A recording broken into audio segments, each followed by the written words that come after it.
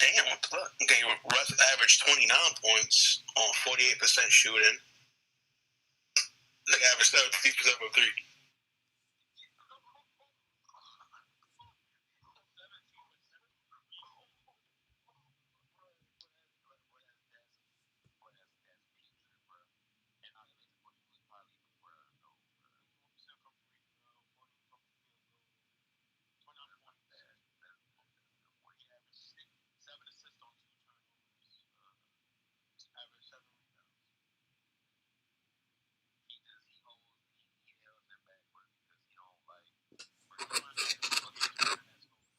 Yo. What's good, everybody? Sorry about that. Stream went down. Everybody. Giannis's brothers. Giannis's brothers took down the stream, y'all. They took down the stream. They was like, no. Don't let us talk about it. Don't let us spit the facts. Yeah, everybody get back in here. Sorry, y'all.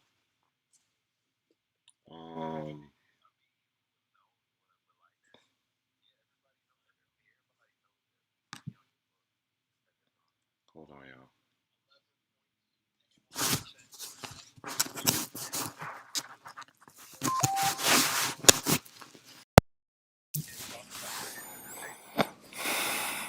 I thought y'all had to plug in my mic. My fault, y'all.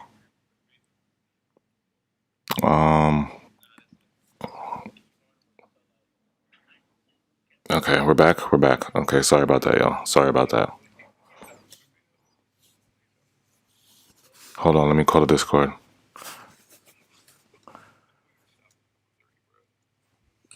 Yo, hold on. Let me That's better than Russ.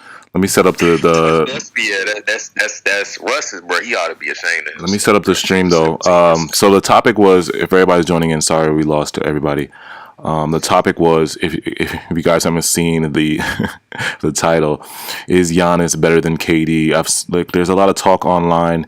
People are saying that Giannis is the best player in the world after his finals, averaging, what do you have, 35, 11 rebounds, something like that. And we just want to talk about that people are prisoners of the moment right now. And I actually had my guys bring up KD's final stats. And it's funny because people forget when KD averaged 35 in that finals. As soon as KD won that ring, people were like, oh, LeBron's still the best player in the world. Like, there was no question whether LeBron was still the best player in the world when KD won his ring and averaged 35, almost averaged the same amount as Giannis. So it's like, why is it that Giannis does the same thing, but then they question, oh, okay, he's the best player in the world. There's no ifs, ands, or buts about it, you know? But yeah. Oh, go ahead, Chubbs. I know Chubbs had the stats. I'm about to pull up his Golden State. Hold on. I'm gonna get shit together. Yeah. Just do. You could do 2017 first, then 18. Shout out to Isaac though. Let's do his first. Yeah. Somebody said KD's a way better defender one-on-one. Yeah, I was saying that before. Giannis is a great defender, but he's a help defender. He's not no one-on-one, like, he can't really beat anybody to their spot. Like I said, if you go back and watch the Brooklyn series, he was getting exposed game after game after game one-on-one. And like I said, he's a help defender. I'd rather have KD be if we're talking defense for Giannis versus KD, I'd rather have KD because he's a better one-on-one defender. Giannis is a help defender, but I'm not saying Giannis is a terrible defender. Well, obviously you just watched the finals, but it depends what you want. Do you want somebody that can be a help defender, or you want somebody that can lock somebody one-on-one? You know. I got the stats if you want. Oh yeah, go ahead, bro. All right.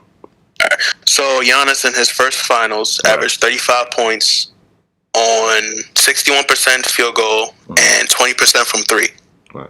Kevin Durant in his first championship-winning finals averaged 35 points on 55% field goal shooting and 47% from three. See, he was 35-8 or 35-9-6, right? 9 rebounds, 6 assists, something like that.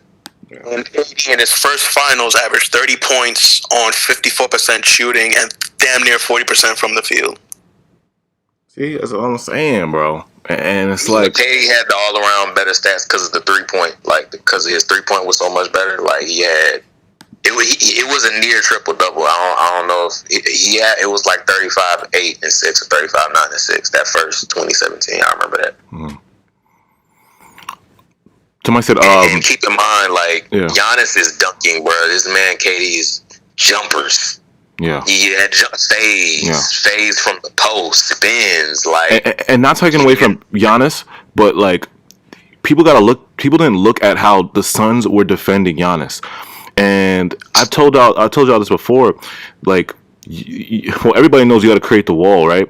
But you can't leave Giannis on the island by himself and let him go one-on-one with a guy who's a rookie center. You can't do that. You know what I'm saying? You can't do that. Even when Giannis played the Nets, we didn't even leave him one-on-one. We showed help. You saw people crashing in. Like you would, Blake would guard him one-on-one, but it was always like a double, or when Giannis spun, somebody was in the lane.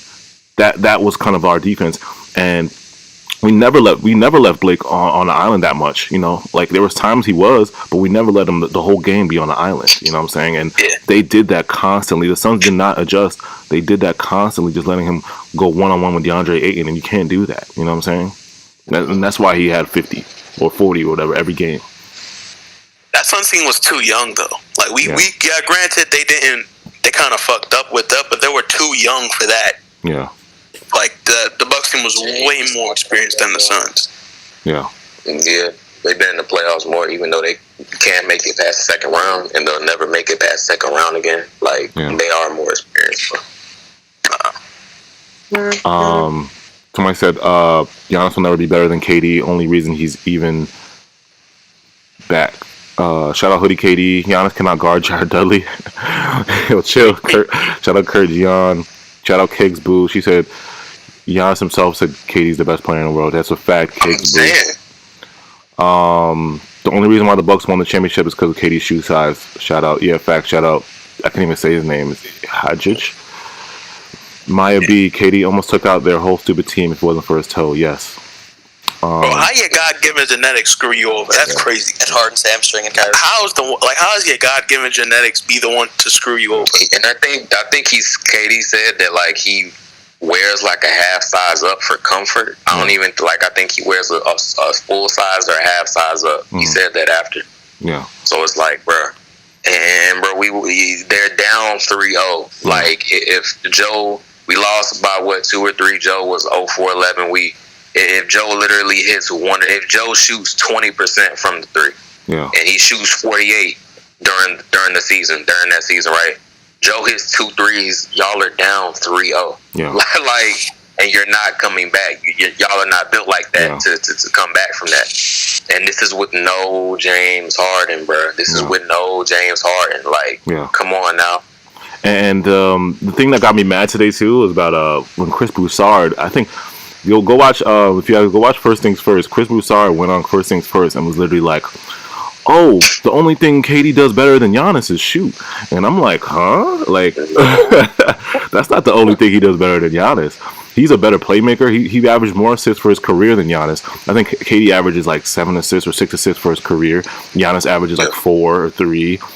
Even the playoff run, we gotta look at the playoff. Somebody bring up the playoff stats. I think KD averaged more assists this playoff run than Giannis did. Than So I'm like, he's a way better playmaker. Yeah, he's a way better playmaker. He shoots better. He's more efficient. I know Giannis probably got the more field goal percentage because all he does is dunk. So of course it's gonna be 60%. But still, like, you know what I'm saying? 95% of Giannis' shots are dunks or in the paint. I mean, if I'm being honest, man, 95% of his shots are in the paint. You have maybe like 2%, maybe like 3% mid ranges and like a 2% 3-point. Like he wasn't taking any jump shots. Yeah. KD, what does KD do? KD doesn't just drive the ball. He doesn't just run to the paint every time. It's just like 15% of KD's buckets are probably 10% of his buckets are probably dunks, right? Yeah. The other 10-15% is maybe layups, but the other 75% is a variety of jumpers. That's why Bron is 50% on his field goal percentage, and to give him credit, he's been, after Miami, he's really developed like a bag. He has a nice mid-range game. He can shoot threes. But the reason why, personally, MJ is like 49 point something, and KD is 49, I think, on the dot. And the reason that really impresses me, bro, is because of the shots they're shooting. Like, every type of shot they're shooting, bro, and they're shooting it efficiently. Yeah. So that's why it's, they're the most impressive. And you could even give it to KD, bro, because he's shooting threes. He's shooting shit. He shot a spinning shot from the three, bro, in the clutch. Yeah. You feel me? So it's like, don't just look. The field goal percentage matters. Don't get it twisted. But just like, when you realize that most of this shit is jumpers off of Achilles. Yeah. When like jumpers like that, bro, that's beyond impressive, bro. And I'm not even gonna talk. And Chris Broussard forgot to mention about free throws.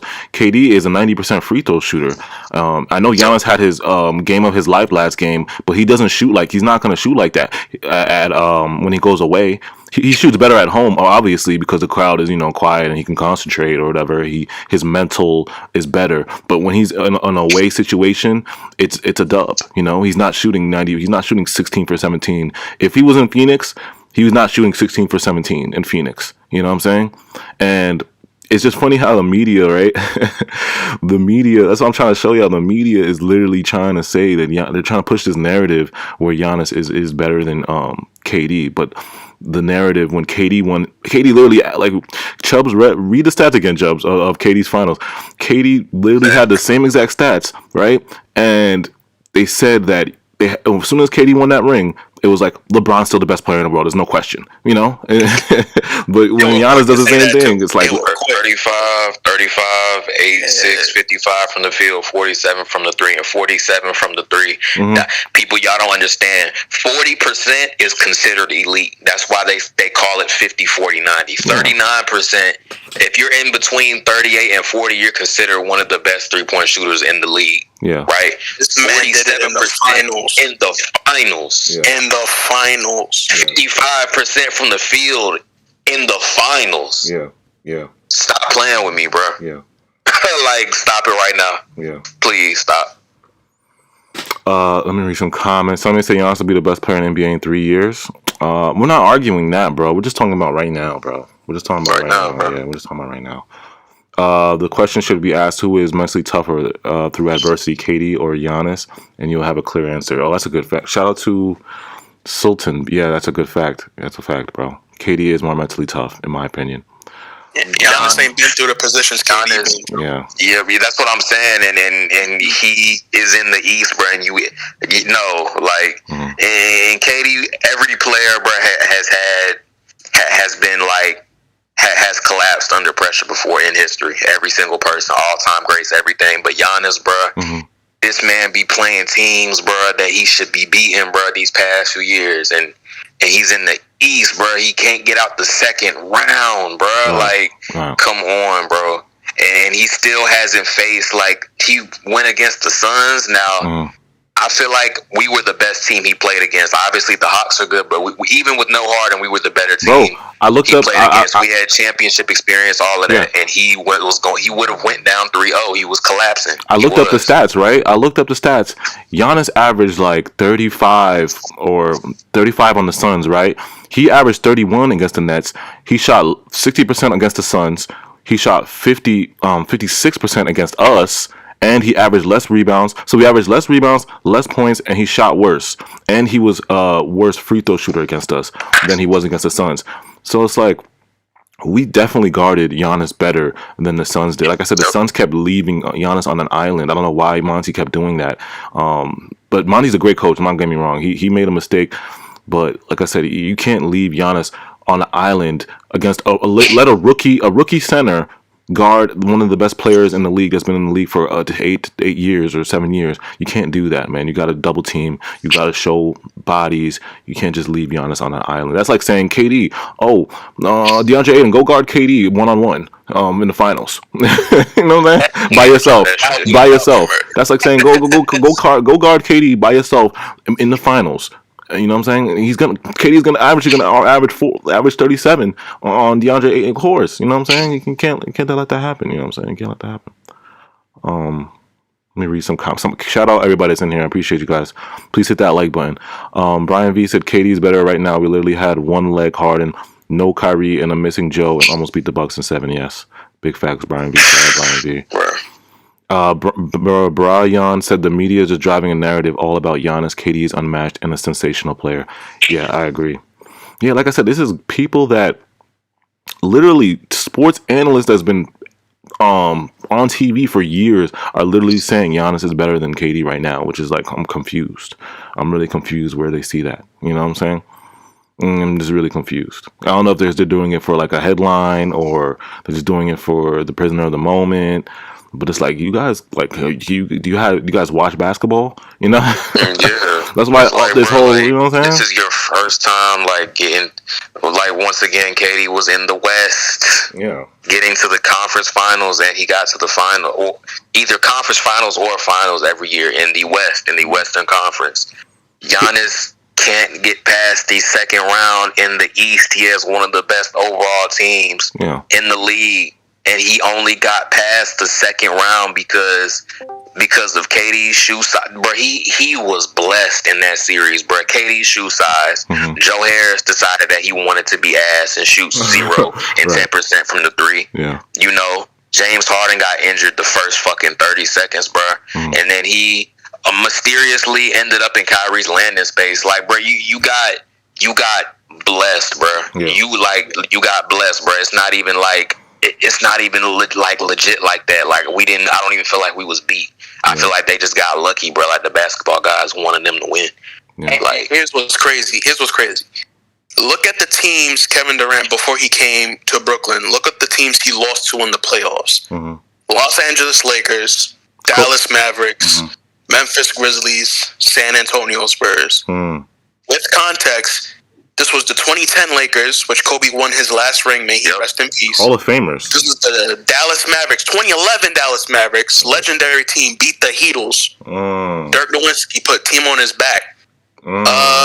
Memphis Grizzlies. Those were the grit and grind Grizzlies, like Zebo, all of them. Yeah. One of like the best defensive teams. Yeah. San Antonio Spurs, who were consistently, up until 2015, they were the number 1 defensive team in the league consecutively years in a row. They were number 1 and number 2, bro. And let's not forget the Heatles themselves: LeBron, D Wade, and Bosh. Yeah. And one interesting stat: out of all these teams, except for the Miami Heat, Kevin Durant managed the year after he was beaten to beat them. Preach, bro. Preach. Now let's look at the teams Giannis got eliminated by. The Celtics. You can stop at the 2017 Celtics, bro. Like the Toronto Raptors, the Miami Heat. There's levels. There's a clear levels to this, bro. Come on. And this is why we go live, because this is the type of stuff they don't bring up on TV, bro. They don't bring this up on TV. Like, these type of numbers, these type of arguments, they just go fly right by it. They just be like, oh, Giannis is the best player because of this. He had a 50-point closeout game. They just erased KD's whole career and all the players he's lost against. He's battled against Kobe, Hall of Famers. You know what I'm saying? He's beating Hall of Famers. So it's like, come on, son. Come on. They forgot about the OKC days. Like, come on, son. Scoring titles? Come on, son. Let's not get started with him being better than LeBron, because that's a bunch of bullshit, too. Yeah. Look at the teams LeBron lost. Yeah. Look at the teams LeBron lost to. Yeah. And y'all just... Wait, who's saying... Somebody said block St. Walker? Why are we going to block St. Walker? Who is he doing? I don't know. Somebody said KD and OKC beat the Spurs on 2012. Yeah, bro. Big bless, but congrats to him. You can say the same thing about the Suns, but only certain people acknowledge. The Suns also should be called out for when they not made it out the first round of playoffs. Many playoffs have ended injuries. Yeah, of course. Both of these teams had injury, you know, they had the injury gods help them out. But we were just talking about this narrative. Is in our conference. different, so it's different. Like he beat us, so it's different. Yeah, we were just talking about the narrative of Kevin Durant versus Giannis. Like, it's so funny how the media is pushing this little narrative. Like, and then I looked at First Take. Oh, what means more? KD's two Warrior rings or Giannis's one ring? And Giannis's one. People are saying Giannis's one ring means more, but it's like they continue to attack KD, right? But they don't talk about LeBron's super team rings in Miami. Like, how come y'all just say, "Oh, what's worth more? KD's Warriors rings or Giannis's one ring?" And Giannis's one ring was worth more than that. But y'all don't talk. They leave LeBron's super team Miami, his two rings in Miami. They don't talk about that. They don't talk about that. They only talk about KD. Seeing that, like I've been seeing. Yeah, go ahead. No, go ahead, bro. I've been seeing that little shade, bro. It's like directly pointed at like KD, but the whole he did it the right way, quote unquote. He did the right thing, quote unquote. He stayed and he grinded, quote unquote. Man, like, bro, I just hate how like, bro, KD, bro, was beyond championship caliber already. That's why it's different. You know, for me. That's why it's different. Like, if he was just somebody who didn't play good in the playoffs, or he underperformed, or he was constantly choking or some shit, like, then I would understand. It's like, damn, you had to go to another team to save you. But like, bro, he been doing this. Like, he's been universally recognized for the past 10 years. It's been him and LeBron. Like, it's been like that. So it's like, bro, like, and everybody has had Magic and Kareem. Don't even get me started on the bench. Super team. MJ, when what's it called? When Rodman got there, that bitch was a super team. Stop. Like, everybody, Kobe and Shaq, the super duper team. Like, bro, what do we? Come on, like, why he gotta, bro? And it's like me like, personally, I don't. Like, I don't fault Giannis. Like I said, I respect Giannis for doing it this way, but it's like, bro, you didn't really beat anybody though, bro. You didn't, and I'm not trying to, you know what I'm saying? You didn't really beat, like, you know what I'm saying? Like, to say that, I get it. You did it without a super team, and that's respectfully. Like I said, I'm saying this respectfully. I respect it, but it's like, you can't. I see why KD and Bron did leave, because they did put 8 years of hard work into their former team, and that, like, the Bucks actually listened to you, Giannis. The Bucks actually helped you, but when KD was in OKC, they traded away Harden because the owner didn't want a luxury tax. They literally spit in KD's face and traded away Harden because the owner doesn't want to pay an extra $1 million. Like, come on, son. And for LeBron, it's all borderline super team, just borderline. Like, they right there. So let's just not act like the team, you know, because everybody try to make it seem like the team ass. Like, just go ahead though. And then for LeBron, his best teammate was Mo Williams for 7 years. Like, they didn't help him out in the Cavs. The Cavs didn't do nothing for Bron. So I could see why KD and Bron both left. But Giannis, like I said, they had Chris Middleton, right? They traded away their whole future for Drew Holiday. They every year, if you watch the Bucks grow, every year they got a new player, a new Eric Bledsoe, Jabari. Every player, every year the Bucks were trying to help Giannis get to that point. You know what I'm saying? They were literally pushing out $500 million to get Giannis all-stars, to get Giannis players to help him. They had years of giving him third stars, and this third star, Drew Holiday, finally worked out. But when the Cavs and the Thunder, they didn't even care about KD or Bron. Like I said, they were just letting KD and Bron carry, trading away Harden for, I don't want to pay luxury tax. Bye, Harden. Like, come on, son. Giving Russell Westbrook the keys to the franchise. Come on, son. Yeah, imagine. Yeah. Somebody said, I don't know why people even debating this topic. The media literally wants this to happen. KD right now is on another level ahead of Giannis, but at the same time, both are legit stars. Yeah, shout out to MF. Shout out you, bro. We gotta defend KD though. Like, even though we not everybody knows that, and we just have to put it in perspective and really just look at the shit. And then you can't look at what we said, and you can't and say that Giannis is better, bro. You just can't. You would be just ignoring facts, bro. You would just be ignoring the work, you know, the hard work. Like, yeah. And it's like I said, you go on Twitter, you won't see these type of arguments. They won't bring up the real facts. They won't bring up the real facts on TV, on Twitter. They won't bring up the real facts, bro. They won't talk about it. That's why we talk about it now. But I'm gonna answer a few more questions, and then we're gonna talk about the draft because I know people want to talk about the draft. Somebody said Steph Curry didn't get on that plane for nothing. Yeah, yeah, facts. He did it. He did it. He did get on that plane for that. Save me. Two things I want to cut off before we move on from the topic. Right.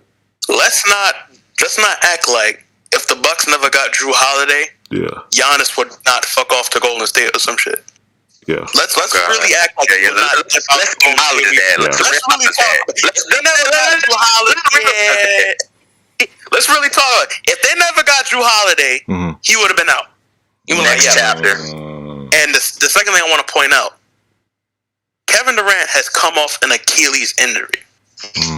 We've seen what this injury has done to some of the best in the world and reduced them to damn near role player level. Hall of Fame, all-time, top 5, top 10 players.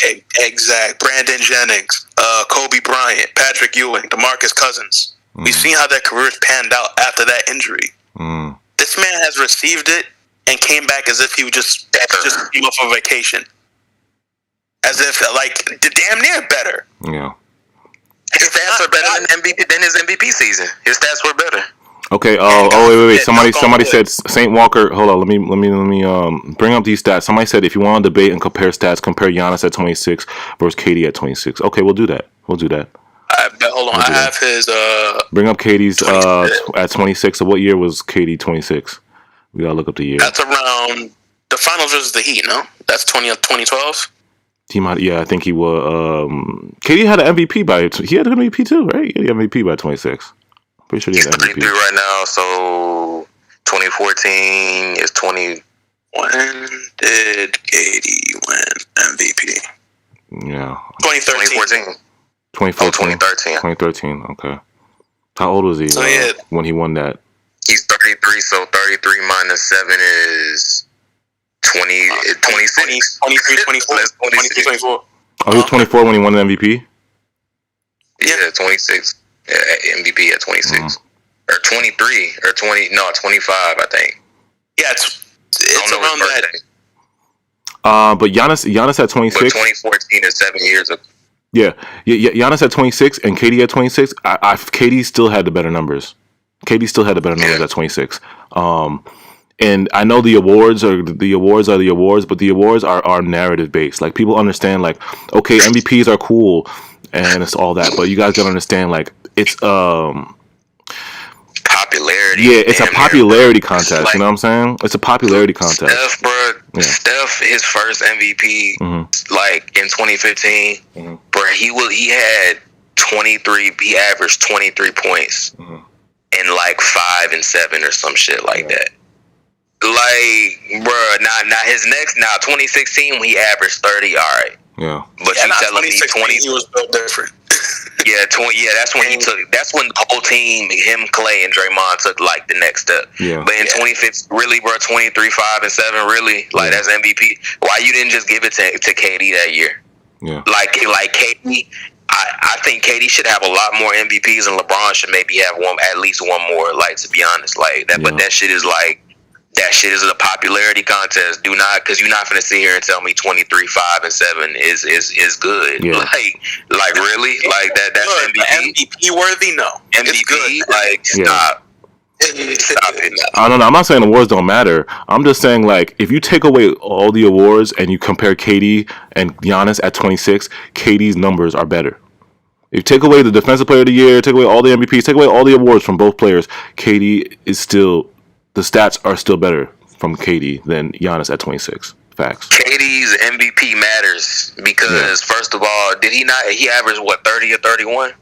I'm about to pull up his MVP stats now. He was 30 or 31, but the thing is... He averaged 32. I think 32. I'm just saying... Go ahead. Yeah, no, I think he averaged 32 that MVP year, I think. I'm pretty sure he averaged 32. Yeah. That's the difference off good efficiency and all that. But the thing is I'm just saying sometimes it gets you don't, bro. There are so many other people who had a better year than 25 and 7. So we're just saying that, like, sometimes it's narrative based. It's because somebody's popular. Like, that's all. It's not always, that shit is not concrete. Yeah, like KD in his MVP season averaged 32 points on 50 and 50% field goal and almost 40% from the 3. Yeah, all right. And he had four, like I said, four scoring titles. Four scoring titles, bro. When did Giannis win MVP? Yeah. The last 2 years in a row. 19 and 20. Yeah. Okay. 18, 19, 20, 21. And Giannis doesn't have any scoring titles. KD has 4 scoring titles. 4. Yeah. And it's like with the awards thing, right? Because there's always debates when it comes to the awards, because like there's been a couple years Harden's had a better stats and they still give it to Giannis, you know? Or they still give it to another player. It's not always like the best player, or you know what I'm saying? MVP is a lot of, it's just a lot of popularity, it's about storyline. If you guys watched it, it's really about storyline. Giannis had the best story, and he does have the best story. You know what I'm saying? Harden or KD should have got Steph's in 2015. Yeah. For sure. Like, LeBron should have got it over Steph like that year. So I'm just saying, like, it doesn't always go to the right person. Like, that's, you know? Yeah. So you're not going to tell me. Yeah, go ahead. No, go ahead, Julian. Oh yeah, no. Read Giannis' MVP years. Read Giannis' MVP years. Yeah, I want to hear that. His first MVP, he averaged 29 points, 55% field goal shooting, on 30% from three.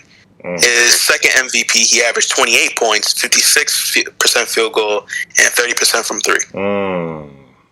Exactly. Sorry.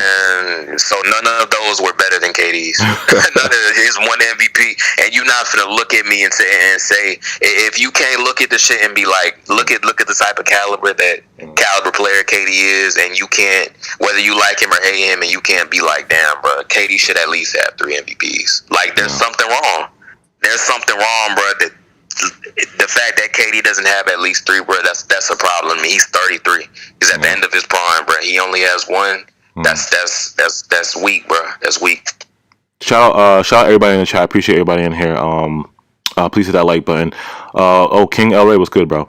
Shout out to MF. Thank you for the super chat, bro. He said, "What's your opinion on Joe Harris and DeAndre Jordan trade for Harrison Barnes? Been seeing it float around lately. Wondering y'all takes on that." How old is he? Wait, Joe Harris and DeAndre for Harrison Barnes? I don't think the contracts would work out.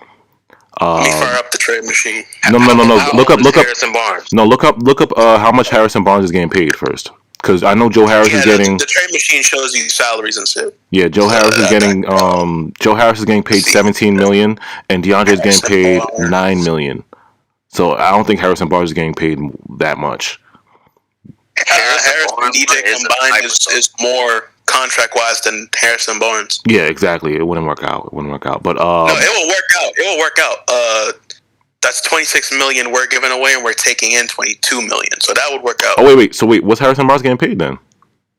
$22 million. That's his salary for 3 years. So damn, I didn't know he was getting paid that much. They gave him the fucking bag for real. What the hell? Wow, he's getting paid that much. That's a year. Oh, so it would the trade machine would work. Yeah, it would work. Oh, wow. And it's more realistic than saying we'll trade for Miles Turner, because it's the Kings. Like that's more easy to get off. And for the people that forgot about Harrison Barnes, LeBron won 2 games. I think what they went up 2 games to 0 in 2015 after Kyrie got injured. Yeah. They put the lineup in. They call it the death lineup, and they started Harrison Barnes, and LeBron lost 4 straight. So just understand, this is like, I don't know how old he is, but bro, he is a sniper, bro. He was one of the reasons Golden State was so dominant. Yeah. As far as trading Joe and DJ for Harrison Barnes, it's like Harrison Barnes is, like I said, don't get me wrong, he's good, but I don't know if he would fit our team. It's like he would have to come off the bench. You know what I'm saying? Yep. And would we pay somebody that much to come off the bench? Like I said, he's basically plays KD's position. He's a poor man. Would you call him a poor man's KD? Harrison Barnes? He's not even scoring like that. Joe would. Pretty much. He doesn't even score like that, right? He's big. No, he's at this point, like on Golden State, he was like more so just on posted up on the 3-point line. Sometimes he'll do some extra shit, but that's really what he Shit, bro. I would much rather have. I know he wouldn't have went 0 for 11. He's big, bro, so he can defend a little bit. Yeah. Once again, I don't know how old he is. If he's 35 or some shit, then no. But I wouldn't want to do that trade. Honestly, I wouldn't want to do that trade. If I don't want Harrison Barnes. I don't know how good of a defender he is. I don't think he's really that locked down. No, he's just bigger than what's it called? He's just bigger than Joe. So like you know, he's bigger, but like no, he's not a lockdown like that. So MF, your answer to the question, I don't want Harrison Barnes, bro. I'm sorry. I feel like we can get better for Joe. Yeah, we can get better for that. We can get a lot better. Like I said, we can get a better player. You know what I'm saying? And if we're gonna lose shooting and the big man, Harrison Barnes is not worth. You know, he's not worth that, bro. One of the best shooters and a big man. I'm not getting. You know, I want more than just Harrison Barnes. I want somebody else. What y'all think of Austin Rivers? He'd be a nice pickup on like a vet minimum. Oh yeah. I had Austin Rivers on my list. I'll tell you guys my dream list was Torrey Craig, JaVale McGee, and Avery Bradley. I want Avery Bradley too. I feel like Torrey Craig, that's that big wing. Then you get JaVale McGee. Then you get Avery, that point guard, backup guard off the bench that can just lock up and hit threes from time to time. Create. I think those guys I like. Those guys are my dream signings. But who y'all dream signings? Free agent signings. Now, since you say dream signings, I'm thinking unrealistic. So yeah, we're gonna try some way. You said no. Do realistic, bro. I don't want to get into that. Realistic. I'd say like Avery Bradley, McGee, Akem Birch. Put in the chat too. Put in the chat who you guys want. Yeah, put in the chat who you guys want. If we can somehow get him over, I would like Daniel Gafford. He'll be amazing. Like he'll be fire. He's coming off his rookie contract. If we can somehow get him to not take the bag and sign up for a clean vet minimum, that'll be fire. Yeah. Kem Birch. I forgot about Kem Birch. Yeah, Kem Birch is another guy. I see in the chat size. Yeah, we want size. Yeah. DeJounte Murray. He's on the Spurs. Nah, no DeJounte Murray. He made for the Hornets for getting. Nah, he's signed. He's I think he has a couple of years left. He's young. But he got a good amount, but he made for the Hornets for being injured. So nah. Niggas gonna fade him. Niggas gonna fade in the locker room. That's not even I'm really gonna have to fade him. It's a fade in the locker room. How y'all feel about Dwayne Dedmon? Who else was on that? I like him too. Dwayne Dedmon. There was another center that was on the market. I like Dedmon and Avery. Yeah, and Avery. I see Pat Bev. Pat Bev is not he's signed. He's signed to Clippers. He's not a free agent. Avery Bradley. I see Avery Bradley. Covington's not a free agent, y'all. I'm sorry, he's not. He's not a free agent. Yeah, he just signed. I think similar to Jay Crowder deal. He like a 2-year. Yeah. Porzingis, Joe Ingles for Joe Harris and TJ. No. Joe Ingles. Joe Ingles might be a better shooter than Joe Harris, and he gives us size. Let's think about it. Matter of fact, not even Joe Ingles. Let's bring back Bogey, man. Let's make him come home. Bring Bogey back home. I'll go for Joe. If you got Bogey right there, let's make him return home. Bring Bogey back home, bro. Bring Bogey back. Bring Bogey back. What was I gonna say? Pat Bev he's signed. Joe Ingles. The only thing about Joe Ingles, it's funny because Joe Ingles he is proven at that high level that he can shoot at that, when you need him to. But when you compare Joe Harris's regular season and Joe Ingles' 3-point percentage both of them in the regular season, Joe Harris is better in the regular season though. I'd rather take a dip in the regular season and have somebody who's not gonna shoot 0 for 11 in the playoffs. If he plays smart, let Joe play the regular season and trade him at the deadline if his value is stupid high. Yeah. Kind of take a gamble. If he shoots a 46 or a 40% from 3, just trade him immediately in the trade deadline. You might get something way above what he's worth. Yeah. Joe. Yeah. Yo, Joe Harris, I'm telling you, bro. If Joe don't show up this season, Joe has to come out shooting lights blade. If he don't get traded, he's gonna come out this year, and I better not see one miss, yo. He's gonna. If I see one miss, we have to fight. We gotta fight now. The Celtics series, like I was like he was straight. I mean, he didn't like have like none of them 20, 30 point, but that's not what we really need from him. Like we just need you to have like 10 and shoot like 40 in between 40 and 45 and hopefully 50 since you average 48. Yeah. So it's like I kind of want to give him another chance in the playoffs. Nah, I want to give him another chance too. I do. Like he would make us so crazy, bro. If he could shoot anything close to the regular season, bro. Yeah. I'm joking about the one miss, y'all. Defense. Nah, I gotta see him work on his defense. That's a dead mission. Let me answer a few. He has to get better on his defense. Let me answer a few more comments, then I'm gonna talk about the draft. I gotta talk about the draft. Somebody said PJ Tucker. Yeah, I see a lot of people want PJ Tucker, but I don't see the hype to me. Like he averaged 0 points and 3 rebounds, and what's the hype about PJ Tucker like that? I'm not getting 0 points. How is 0 points and 3 rebounds gonna help us? People are probably on the Rockets. He was really good. I mean, you gotta granted, like. I seen somebody talk about this about PJ Tucker about his defense, but like he really did guard KD like every minute of that game, damn near. And like somebody was saying how like bro, when you give your all on defense and shit like that, like how exhausting it is. And he did, but KD still averaged. As I say, he had 49. And then you watch this. I watched the finals. Yeah, Devin was killing him the whole. Devin had like 2 40-point games on him. So it's like, man, like, and I don't even know how he is from 3 no more. Like on Rockets, he was a better defender, obviously because he was younger. Yeah. But he in that corner, we make fun of him being in that corner. Yeah. But that man was splashing in that corner, bro. He was one of the reasons why him, Harden, and CP3 won 68 games, or how like, bro, he was lethal on that team. But now it's just like, he's an overrated defender to me. I'm not saying that he's bad, but he's overrated. Like he's not a good one-on-one defender to me. You know what I'm saying? Like people get buckets. It's easy to score on PJ. Definitely now. It's easy to score on PJ Tucker. It's easy to score on PJ Tucker. The only thing that PJ Tucker really does that like I like is that he hustles, like he plays crazy hard, and he gets rebounds at the right moments. Like he won't get like 10 rebounds, but he'll get like 4 crucial rebounds, like offensive rebounds. He don't get like defensive rebounds. He got like them offensive rebounds that you need. You know those offensive rebounds when the ball hits the rim and it bounces out like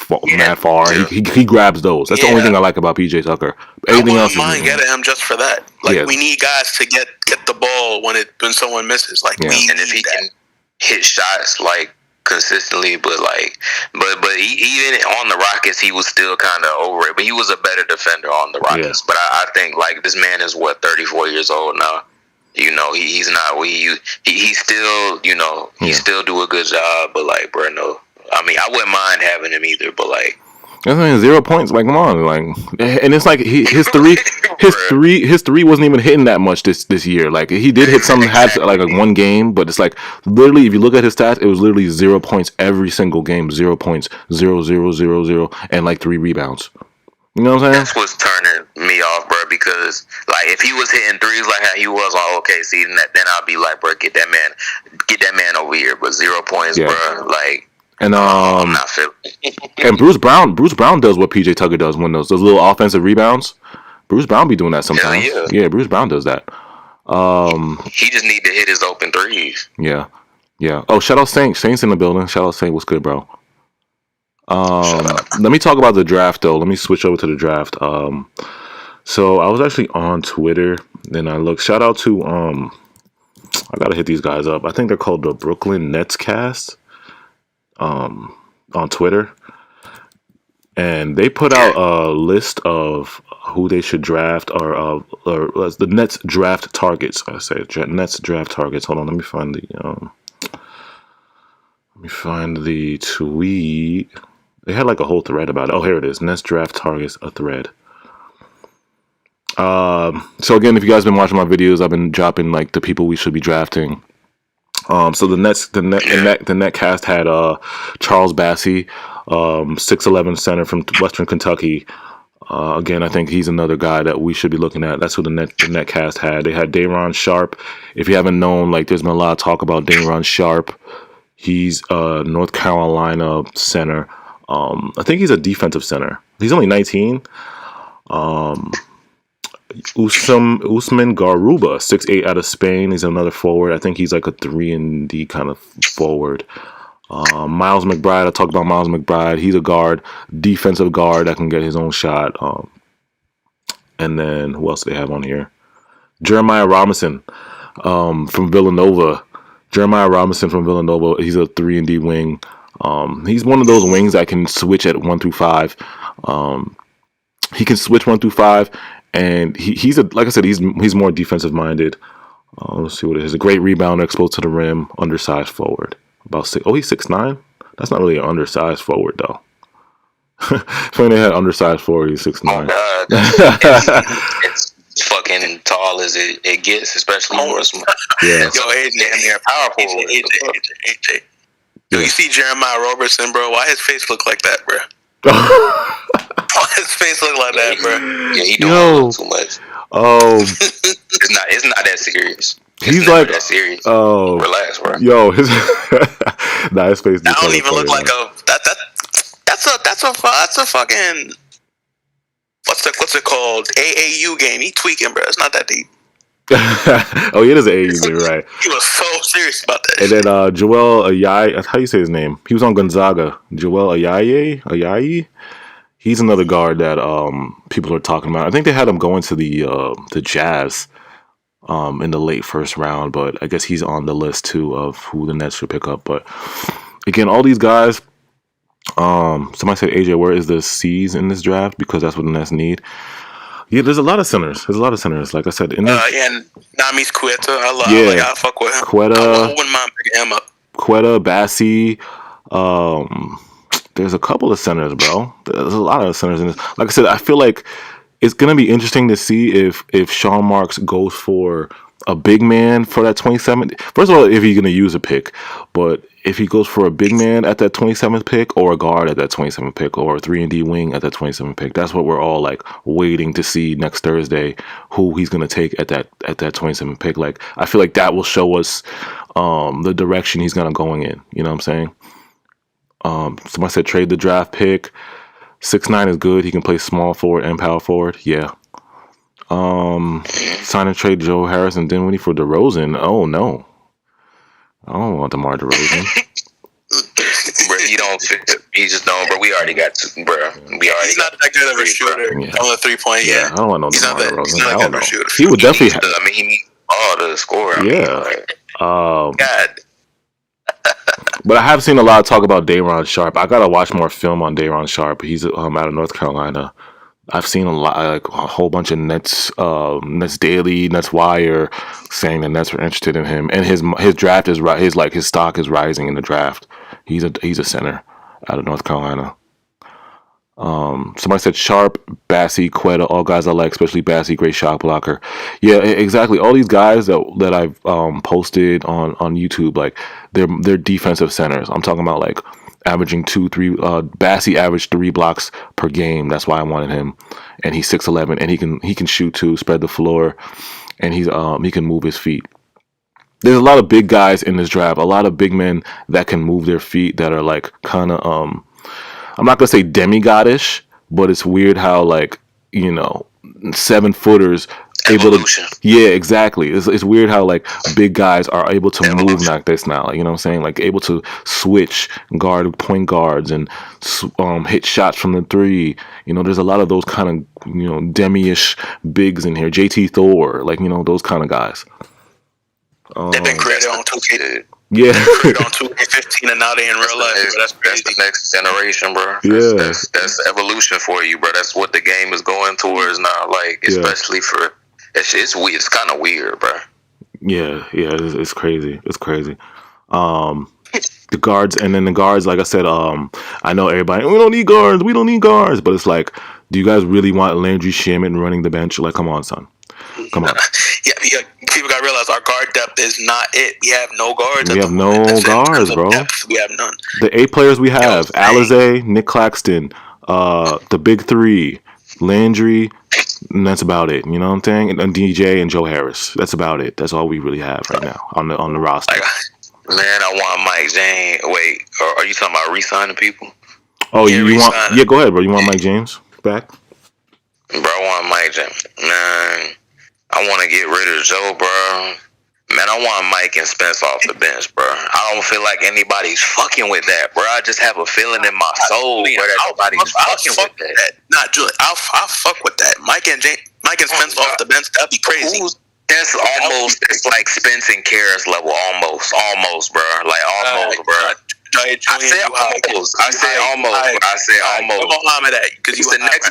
It's the next best thing. It's the next best thing. Is it not the next best thing? Get rid of Joe Harris. It's not like it's not a Spence and Karras, no, but it's going to be the next best thing. If they gonna fuck some benches up, most definitely. Yeah, Mike can pass. You feel me? Yeah. Like, come on, bro. Like, you know. I feel like who we getting rid of for Joe Harris? Save, bro, guys, save that. Hell yeah, dude, yeah, sure, go ahead, do it. or yeah, probably Dame Lillard or Kawhi Leonard. I would low key get rid of Joe Harris for say Carmelo Anthony. I'd do that too.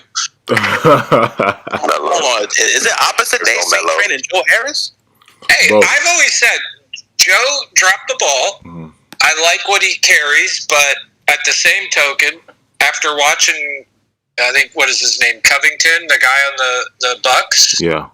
The dude just threes, but he has he has an all around game, which I think at this point we need guys outside of the big three that kind of have an all-around game. Yeah. I don't mind specialty guys, but I would rather, we don't need specialty scoring guys. We need specialty defense. Yeah. Specialty rebounding. So, Joe Harris is expendable. Yeah. I don't think Joe Harris is going to get moved, in my opinion. I think, like I said, DeAndre Jordan, the guy I really think is going to get moved it has to be DJ if we're going to move somebody. Mm-hmm. But if we're he might be safe. You think he's going to be safe? No. I see DJ and Joe being safe. I wouldn't be surprised if either of them are both still there, honestly. Yeah, that's what I think, to be honest. I mean, we should get rid of DJ, but I mean, it's Kyrie and KD's friend. I mean, that was kind of one of the conditions. Yeah. So, I mean, obviously they can't just leave and they're not gonna fucking force a trade or no shit like that if DJ go. But I don't think they're gonna be that upset with DJ going. Like, you know what I'm saying? Like, I don't think they're gonna be like, well, we're leaving the Nets.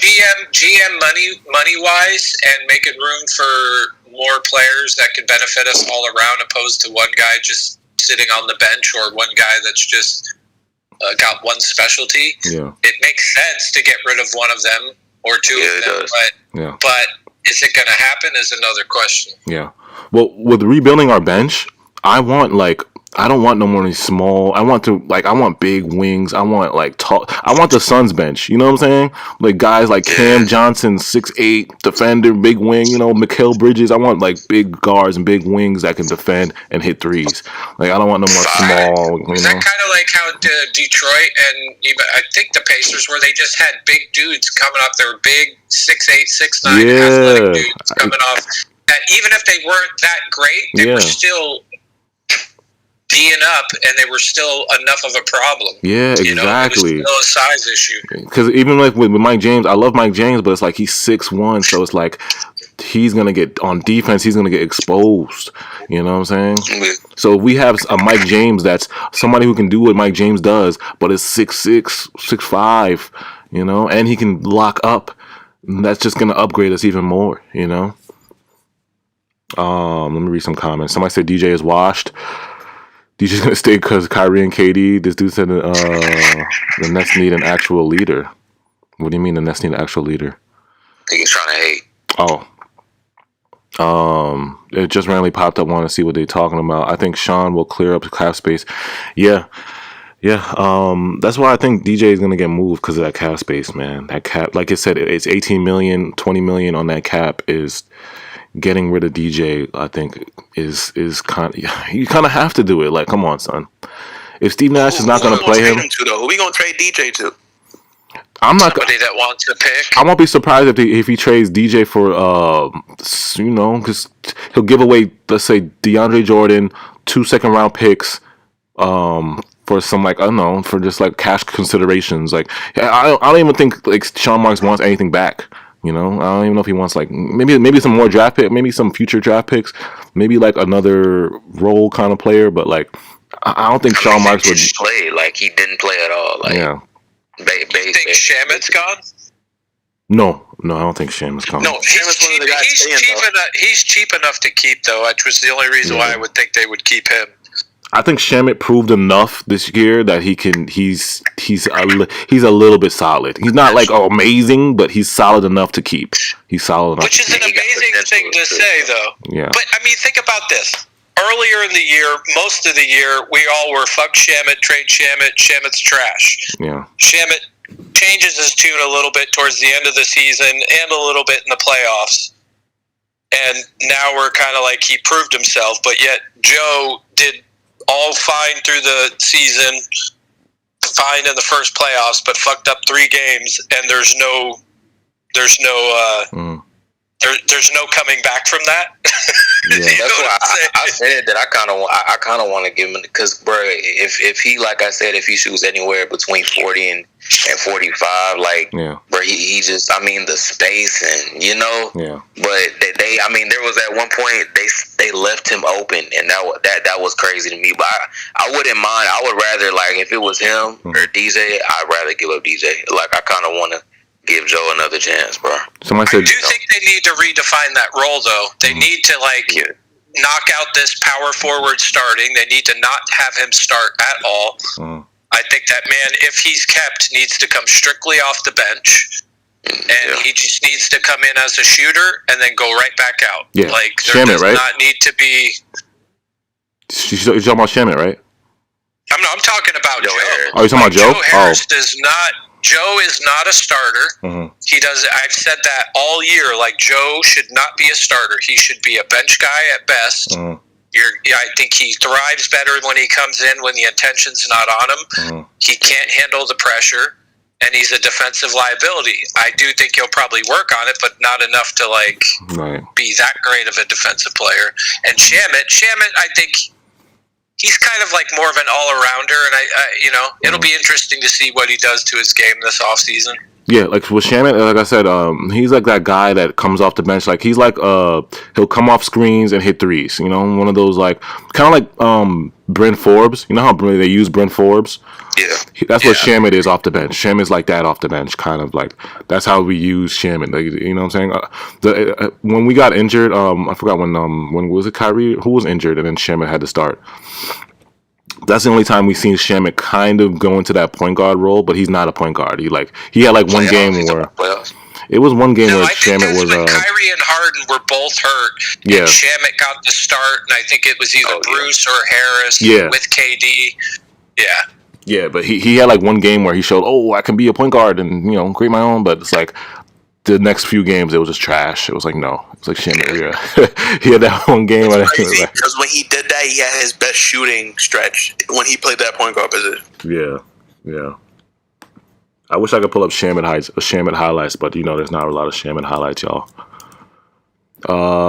Somebody said Alizé starting over Joe. Ooh, I don't know, man. I like Alizé, bro. I don't know why we didn't play him.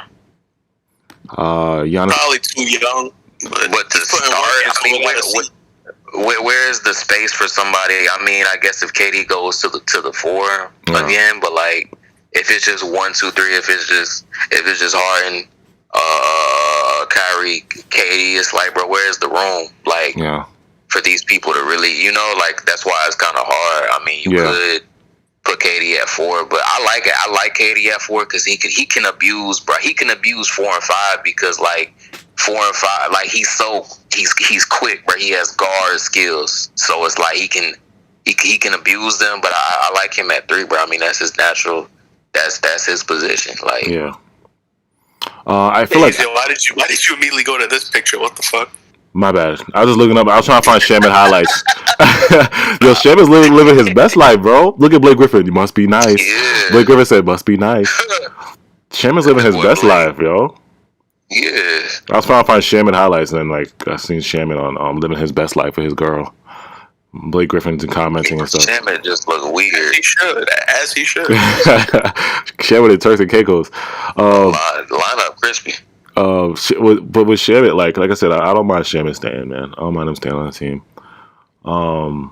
Somebody said Giannis is the best player in the league. Clown. Yeah, man. A lot of people are saying that right now, man. That's what the internet is saying. That's what NBA Twitter is saying. He's the best player in the world. Best player in the world. Hold on, bro. They've been attacking hard, bro. The first thing I seen, I sent it in the chat, bro. They've been attacking Harden, bro. But you knew that was gonna happen, bro. You knew that was gonna happen. Giannis versus Harden? That's a whole different conversation, bro. It was the first comment, bro, that I was like, damn, bro. Wow. Giannis versus Harden is a whole different conversation. The conversation is then I'll leave that alone. I'll leave that alone to the Harden fans. The Harden fans got to defend him on that, bro. Because y'all got to give out phase, bro. Y'all got to get ready to give out phase for the next year until we see him in the playoffs, bro. It's tough. It's tough to it's tough to give hard to. Where's the hardest fans in the chat? Like I said, Royal. Yeah. Giannis has a Finals MVP now. He has a ring. He has 2 MVPs. He has a Defensive Player of the Year. And you look at Giannis's numbers the last 3 years. It's hard to say, oh, Harden is, it's I'm not even. I don't want to get into it. Don't say that because get attacked. Don't. He don't know what he's talking about. I'm gonna leave that alone. I believe the Harden fans to go in on that one, bro. I'm gonna leave the Harden fans because that is tough. That's tough to say Harden's better than that man. And it's tough to say, Somebody said keep Shaman young and cheap. Shout out Tron. OK7 said Joe Harris need to go. Yeah, everybody's saying that. Nicholas said, what if we got Duncan Robinson for Joe? They're like the same kind of guy. But has Duncan Robinson proved that he can shoot like that on the big stage? I didn't even pay attention to him. I don't think he has yet, though. I mean, we saw the bubble Duncan, but what happened to Duncan? He was the only real scorer versus the Bucks. Yeah. That's not saying. Did he go off? Did he go off first round? He went off first round? He was the only consistent. He didn't go off, but he was consistent. He was giving you buckets. Oh. Unlike the Jimmy or the Bam, he was the one really providing for the. I fuck with Duncan. Somebody said, Zion bullied Giannis. That's funny. Alizé should have get more minutes. He's a supreme motor. Yeah. Like I said with Steve Nash, man, this coaching thing is. I hate to just think about coaching now. You know what I'm saying? It's just hard. You got to play your role players, man. You got to give them confidence. If you look at Monty Williams, you look at the Hawks coach. Every guy 1 through 12, 1 through 15, all of them believed in their coach. You know what I'm saying? So when they were out there and their coach put them out there. Look at Cam Reddish. You know what I'm saying? Cam Reddish, he put Cam Reddish out there, and Cam Reddish flourished out there. You know what I'm saying? You got to give your role players some type of confidence. I feel like Steve, they don't. I feel like our guys don't really believe in Steve like that. They're you know what I'm saying? It's tough, man. It's really tough.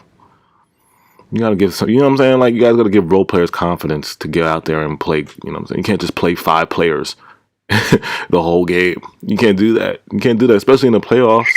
You can't do that in the playoffs, man. It's about bench. It's about having a deep team. You gotta have that, bro. You cannot. There has never been bro. You gotta have a bench. You gotta have a bench. In the last 10 years, the only team that didn't have a good bench that won was the Cavs. That's it. And they had LeBron. So it's that almost doesn't bro, you gotta have a good bench. It's not a good route to have somebody carry like that. You know what I'm saying? You gotta have it's not a good way to win. I'm not saying. I mean, if you win, you win. But it's really tough. It's not reliable. Yeah. You gotta. Most of the time, you will lose. But need a good. Need a good team, bro. A good core, a good bench. Yeah. If there's any proof to just because you have the big 3, don't mean you're winning that shit.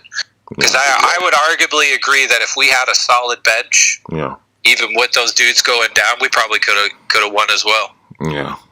I feel like if we just had Spencer, to be very honest, I feel like if we just had him, then we would have won that. We would have definitely won Game 3 if Spencer was off the bench. I'm getting a sneaky feeling, and maybe just a feeling. I don't know if it's right or not, but I'm just getting this weird feeling that this dude's going to be on our team next year. Who? Spencer. Oh, Spencer. I want him on our team. I do. And I would be okay with it, but Did you guys see that? The guy at there was a guy at a Yankees game. I think it was a Yankees game, and he had a sign. He had a sign that. Let me pull it up. He had a sign that said "Resign Spence," and he had a Spencer Dinwiddie jersey on.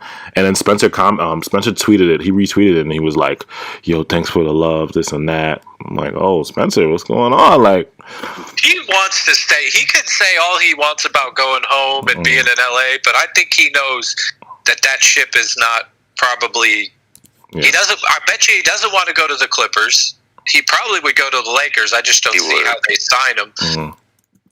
I honestly think the Lakers are going to pick up somebody like Chris Paul or some shit like that real cheap, in my opinion. But like with Spence, it's like, bro, like pre-Harden trade, him and Karras were the main reason that we had the best bench at the time. So it's like, bro, if we could, I know he's expensive, bro. You know, maybe like, bro, I want to keep him, bro. He is like, bro, he's starter material. Like, he has so much potential, bro. Yeah. Like, we could, bro. You could make the case that we sweep, you know, the Bucks, bro. Even with no Harden, we probably would have swept them if Spence was there, bro. Like, for real. Yeah, playoff experience. After Joe Tsai, want to keep him badly. After Joe Tsai just spent $157 million on those condos, I was like, about to bring that up, bruh. He dropped that bag for that apartment, not even a house. Wait, it was more than was it? I thought it was like more than. Somebody told me it was like 2 apartments, but I thought it was like a whole floor or a whole like building. No, it's a building. It's a building. Oh, it's a building. It's either a building or an apartment. Oh, okay. Let me look it up. I was like, you can't spend $157 million on an apartment. Like, come on, son. If he's doing that, that just proves to me he's got so much money. Like, he don't care about he don't give a F about no luxury tax. You know what I'm saying? Like, he don't care about like. Joe Tsai is the mystery buyer of a $157.5 million apartment in New York, most prestigious condo tower. Yeah, no, you better get that man that condo. You better pay Spence. You better swing that man. You better pay Spence that bag. You better swing him that bag, bro. If he, like I said, like if he's spending money on that, then it's like, bro, you can, like I said, he don't care about no $200 million luxury tax. You know what I'm saying? If he, like I said, if he resigns Spence, he's gonna have to pay $200 million for that luxury tax. Like, he probably don't care about that if he's spending that type of money. I mean, hey, I thought about this when it came to Spence. So it's like, this is my theory of what I think might happen. Could come draft night, he drafts 2, he trades 2, dumps a contract to whether it's Joe Harris or DeAndre. Mm-hmm. Dumps enough money to re-sign Spencer, and then depending on who he drafts, whether they're going to contribute right away or not, right, and then goes out and fills the rest with vet minimums, like try to get in McGee, try to get Blake back, like try to. I mean, that doesn't seem unrealistic to me. Right. Now, if we give Spence that bag, would you be okay with losing Bruce Brown? Yeah. You'd be okay with that? Let me know in the chat right now if we. I like Spencer. I've always liked him. If we brought back, if we gave Dinwiddie the bag, would you guys be okay with losing Bruce Brown? I know Bruce Brown's on a restricted thing, but most likely he will leave. I mean, it also depends on who they draft and like who the vets are that you bring in that can make up the defensive, hustle. But I mean, low key, I'm not low key, but I've always liked Spence. Spence is part of the old guard. He's been a trooper for the Nets. Like, he's definitely. He hasn't brought crap. I don't think. I mean, you know what I'm saying? Like, what I can't really. I mean, he doesn't play the greatest defense, but I can't think of many things that I have an issue with Spence being on this team. I mean, it gives you that score when tall, long arm. Yeah, and we all keep saying it. Hey, when Kyrie sits down or when Harden sits down, or you can still have a guy that comes in that can facilitate and get scoring and create his own shot, which is 30. Yeah, exactly. So, will you think Spencer will be okay with playing like somebody said? Because shout out to AGTV. What's good, bro? He said, "How does Spencer get minutes?" Will you think Spencer will be okay with playing on like he would probably have to his minutes would drop to like what 20, 25? 20 a game, 20 minutes probably a game, something like that. He's not going to get no 30 like, the old days. He was getting like 30, 35. No, he was getting like 30 minutes last whole game, right? Yeah, 30. But think about how Nash played players last year coming off the bench, and some of those dudes easily reached into the 30s. Yeah. So I don't think it's like, unless Spencer really wants to be a starter somewhere, I highly doubt he would complain about getting the bag and getting somewhere 25 to 30 minutes. I highly doubt he would complain about that, but. The only problem worry I have with Spencer is if he's gonna clash with Harden, because it's like they're like two ball dominant kind of. They're not good without the ball in their hands, both of them. Kind of like they're not really like Spencer can't. He's not really an off ball kind of guy. Like Spencer is like. He was kind of our version of Harden, if you think about it. Like he would come off the bench, be the point guard, throw alleys to Jared Allen, have tons of assists, and score. So it's like him and Harden on the court at the same time. Like, that's kind of, it kind of worries me. Like, Spencer would playing off ball. Like, I would pair him with KD more than Harden or Kyrie. Yeah. It'll come down to coaching when it comes down to stuff like that. Yeah. Like Nash, if he's smart, he would pair Spence more with KD first, Kyrie second, then Harden. Like, that's the last resort. Right. See, I don't see him having a problem playing with Harden. I see him more of, my personal opinion, I feel like watching him enough, I feel like he would clash more with Kyrie than he would Harden. You think so? Really? Yeah, me personally, I think he would clash with Kyrie more play style than he would with Harden. I just think because Harden. I think Harden would give him the ball more. Yeah, so? that's just my. I feel like Spence has shown that he can play within the system and pass, and those earlier Nets teams where Kenny Atkinson, he had those dudes passing that ball.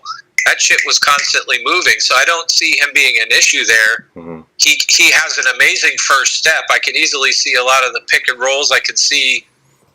I don't know. I guess I just look because I'm so used to seeing Harden this last year being such a distributor. Yeah.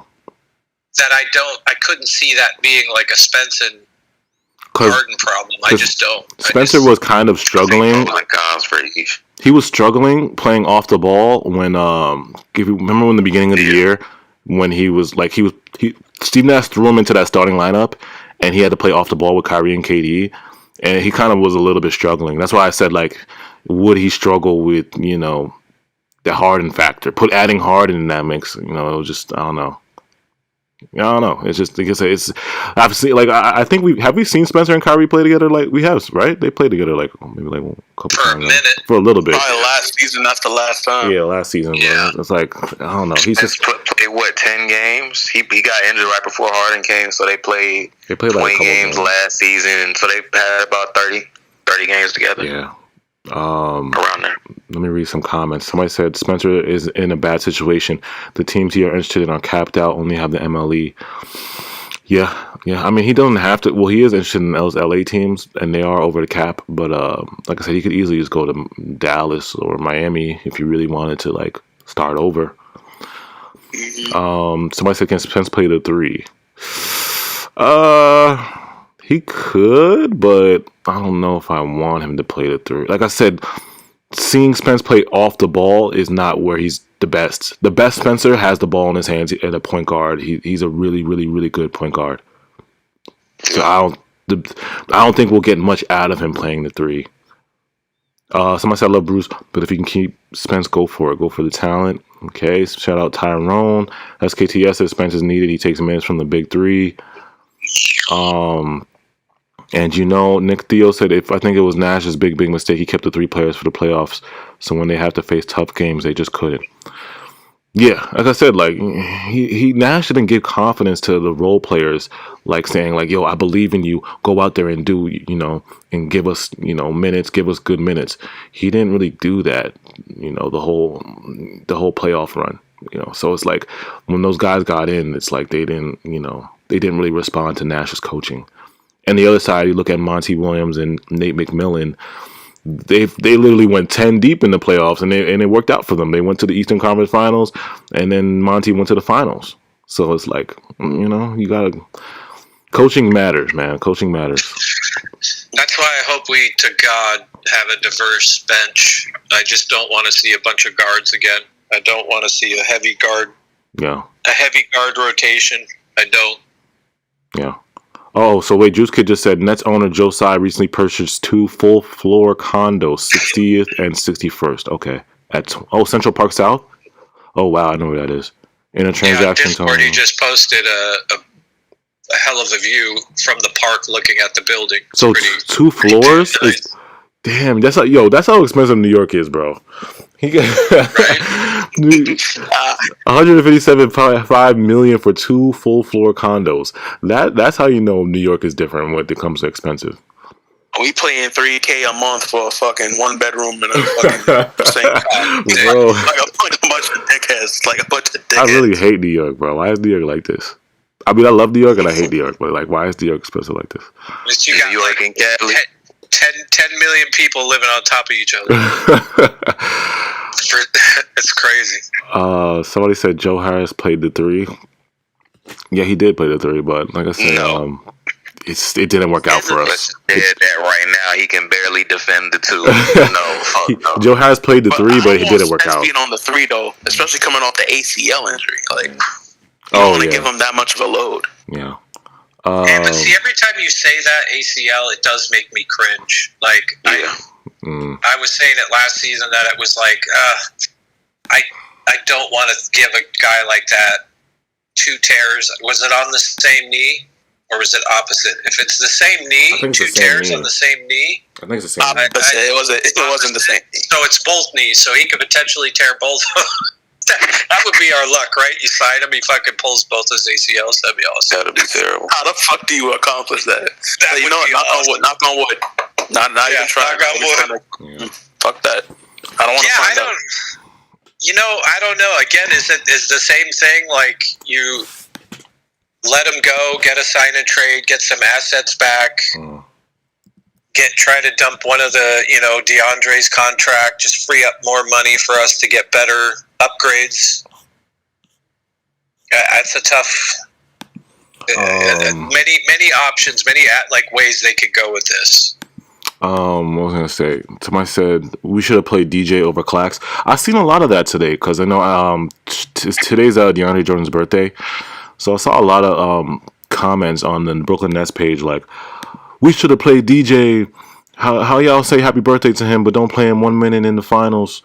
I mean, in the Eastern Conference semifinals. How y'all saying happy birthday to him now? And if we played DJ, we would have won the Bucks series. Like, I've seen a lot of regrets of not playing DJ now. I'm like, it's like now y'all want to regret it. But because I would love to hit they plug because they smoking the best weed. But it's like they smoking the best loud. We look at that Sun series, and you saw the bodies that they didn't have on the like I said, they didn't have they lost Dario Saric, and so they didn't really have guys that could like give Giannis a wall. You know what I'm saying? Like, have a guy that Giannis can run into and be like, whoa, this guy is like a wall. Like, you know what I'm saying? Kind of like that. They didn't have none of that on the Suns. But it wouldn't have it wouldn't have mattered though, because you saw the whole full game 6. All Giannis had to do was run at whoever was there, and they would bump him, maybe a little elbow. Yeah. He just and earlier in that game, it drove me nuts. They were getting, the announcers and people were getting on Booker. Oh, he made the contact. It's like, that's all Giannis did for 6 games was run in, force contact, and got the foul every time. So I don't even think it would have mattered. Like, yeah, they were giving him fouls like crazy. They were giving him fouls like crazy. But it's like Monty didn't. Shout out to Monty, but he didn't adjust. He didn't do anything different. Those 4 games, you can't lose. What was it? 4 games in a row? Or 3? Yeah, 4 games in a row. Like, you got to do something different. You got to double team. You got to create a wall, do some wall. You can't leave a rookie center on Giannis 1-on-1 the whole series. You can't do that. No. You got to double team him. You got to do something different. You know what I'm saying? Even when we guarded Giannis, you would see like, okay, Blake was strong enough to get him out of the way, but like when Giannis was on that island in the post, you would see Bruce Brown come in, dig, steal, double team. Like every once in a while, you'll see Bruce Brown steal, double team. You'll see KD double team Giannis. Like, you know what I'm saying? You can't just leave Giannis alone like that.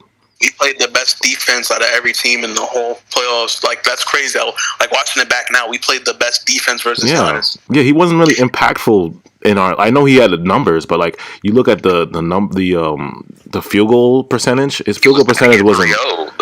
Yeah, he wasn't shooting good. You know, the other area to that caveat why we were also very successful, even though we didn't have the big bodies, is they were attacking his hands because he always comes in and he brings that ball waist high. Yeah, and he brings it up, and that was one area that I know we kept slapping the ball out of his hands. Like, you kept seeing, like, Harden was successful at it and a couple other people, but that was part of the thing, because I do remember a lot of times where he would come rush in, the ball would get knocked loose, and there he would be, like, leaning over waist high trying to get the ball, and that helped us a lot. But the Suns didn't really do that. They just tried to seem to go straight up with him, and he's too athletic and too, like, agile that he can just run and then turn and go right by you or above you.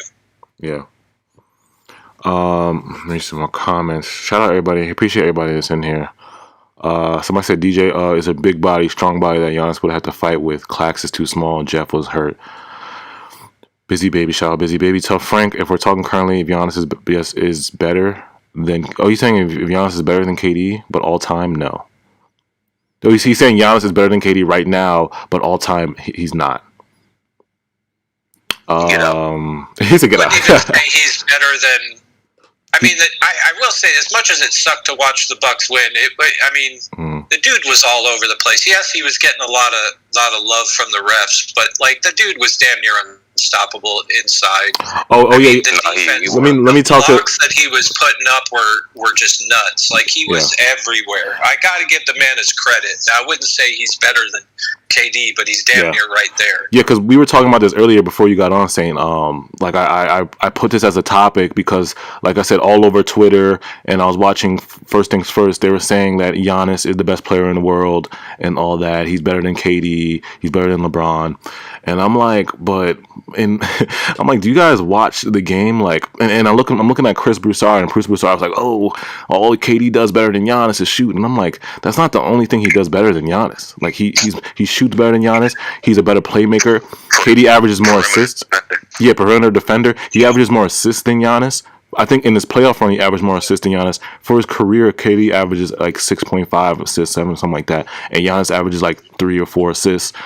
And then you talk about rebounds. Giannis probably got the rebounds, but it's not even that far away. He's got the interior D better than KD's, a little bit over KD, and he can rebound better. Yeah. But KD's still giving you 2-3 blocks sometimes a game. Exactly. And he's still grabbing, like, how many times have we seen the guy grab 8-9 boards? Yeah, and I know on top of a 40 17 rebounds that game when he had 49. And I know 17 rebounds and 10 assists. I know people let's be honest. People are quick to say Giannis is the better defender, but they forget that, like, Giannis is not a one-on-one defender. Like, I'd rather have KD because KD's a better perimeter one-on-one defender.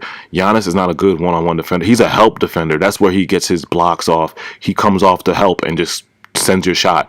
You know, he's not. You looked at our series. We were exposing Giannis one-on-one every single game. He was getting exposed one-on-one. You know what I'm saying? And KD's a better one-on-one defender. But people are just going to be like, oh, Giannis is a better defender. You know, like, and they're not going to like. Dude, it's all because they just won. Yeah. Everybody's got especially the media with the NBA. It's like they are a business together in some respects, and it's like, of course they're going to blow them up.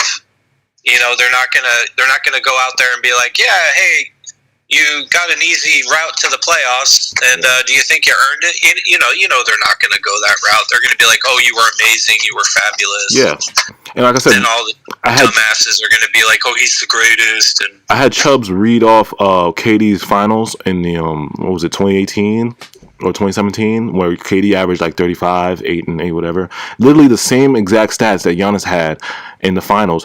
But when KD won the finals, they were like, LeBron's the best player. Still, you know, it doesn't matter that KD got the 2 finals and he didn't. No matter he got the rings. LeBron's the best player. But then Giannis does this, and then automatically he's the best player. There's no other there's no debate or nothing. You know what I'm saying? There was a debate when KD won it. Proved him the stats, had the same stats and all that, but when Giannis won it was like, oh, he's the best player, no questions asked. It's just funny how the media just like puts that narrative, of just it's like they want to belittle KD every single chance they get. They want to belittle KD. Yeah, KD's hated. That's what it is. Yeah. Let me see what people are saying. Somebody saying Giannis is Siakam with more tenure in the league. Damn. That's crazy. KD's a more versatile player than Giannis. Shout out AGTV. Yeah, appreciate you, bro. If you guys are not on Discord, join our Discord. Isaac, make sure. I always tell Isaac to drop the Discord real quick. Isaac, I'm gonna pin it. It's basically a Nets server. We do Nets chats. So everybody talks about the Nets. Draft night is coming up next Thursday. Maybe should we do the watch party? Watch party? I thought we were going to on the 29th. You want to do the watch? Yeah, we're not going to. No, we'll do the watch party. What's up with it? Yeah, we'll do YouTube. We want to do YouTube, or we want to do Discord, or Yeah, get live reactions, get some viewers in here, get live. Yeah. And if you don't start it from the beginning, maybe go on. I might turn my webcam on. 20-30 minutes before. Yeah. The Nets are about to draft, or who knows? Yeah. Somebody said it's funny that they say Giannis is better than KD, but that must mean he's better than LeBron too. Yeah. Which was what I said today. Like, I saw Shannon Sharp and Nick Wright, both the LeBron sexuals, the king of LeBron talk. They both said that Giannis is.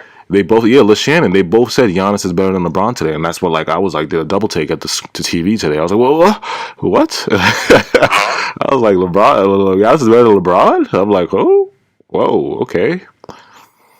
I was shocked when I saw that. I think Giannis has an ability to wind up being better at him because of age. Yeah. I mean, KD. I mean, LeBron's prime and Giannis's prime. I'll still give it to LeBron, but I mean, at this stage of the game, you could, if you were starting a team and they said, give me LeBron or Giannis, I'd take Giannis.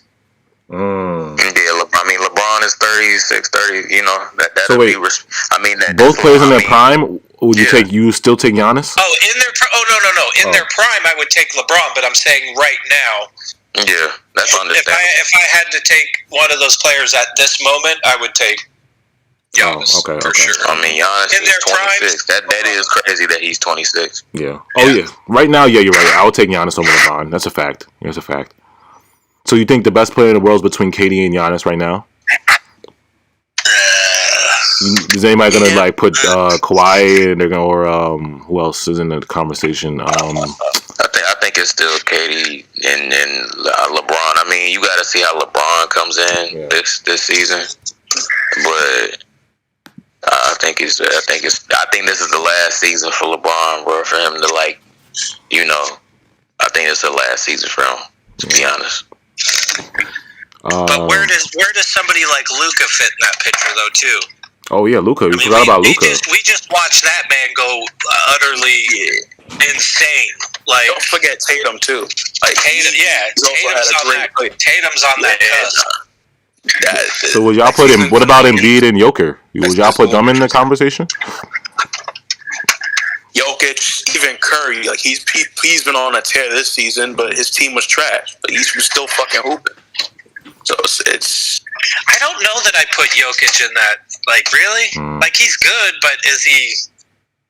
I wouldn't put him in there. My top 5 players, I would probably have. I guess KD, Giannis. KD, Giannis. Who else would I have in my top 5? I would put Joel Embiid in my top 5. Maybe Steph Curry right now. And who else? So that's KD, Giannis, Embiid, Steph Curry. That's 4. Who will be that 5th? Sheesh. I might have to put Luka, man. I don't know. He's crazy, bro. That might be my top 5, y'all. Luka been going that, bro. Luka's different, man. Drop your top 5s right now in the chat. Everybody drop your top 5s in the chat. Top 5 players, best players in the league right now since the season is over. Who are the top 5 players? Drop your top 5s. But that's mine. I mean, Luka and Tatum are poised to be in the next season. Both of those dudes are coming out. I see Tatum more taken off than Luka, but I don't know why. Luka's always going to be able to facilitate better. Luka's a better passer. But Tatum, oh my god! Like Luka makes his teammates better. Luka makes his teammates better.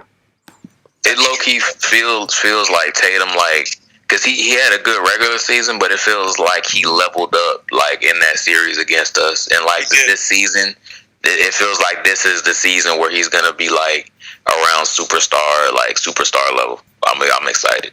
Yeah. As crappy as it was for a team to lose like we did, to lose two of your stars, it really was kind of that thing that I think for at least Tatum with the Celtics was it showed you you really don't need Kemba Walker, you really don't need Brown. It'd be nice to have them, but you don't need them. You just need to put really good players around this guy. Get better. Too many perimeter players. That's always been their problem since Kyrie has been there. There's too many of basically the same player. Kemba, too many shot creators. Too many shot creators. Yeah.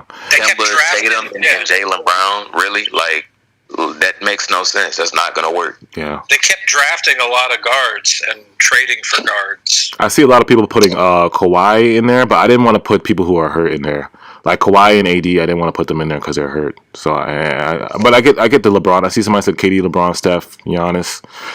Well, about Kawhi, do you think Kawhi is going to be the Kawhi that won it with the Raptors? Yeah, he was having an amazing playoff. Yeah, he was having a great playoff. So Kawhi healthy, I'm putting him in that top 5. I'm putting him in that top 5. Yeah, I agree. I'm putting him in that top 5. Because what I saw from that play, what I saw from what he did, what was it, this series against the Mavs? He went crazy in the Mavs.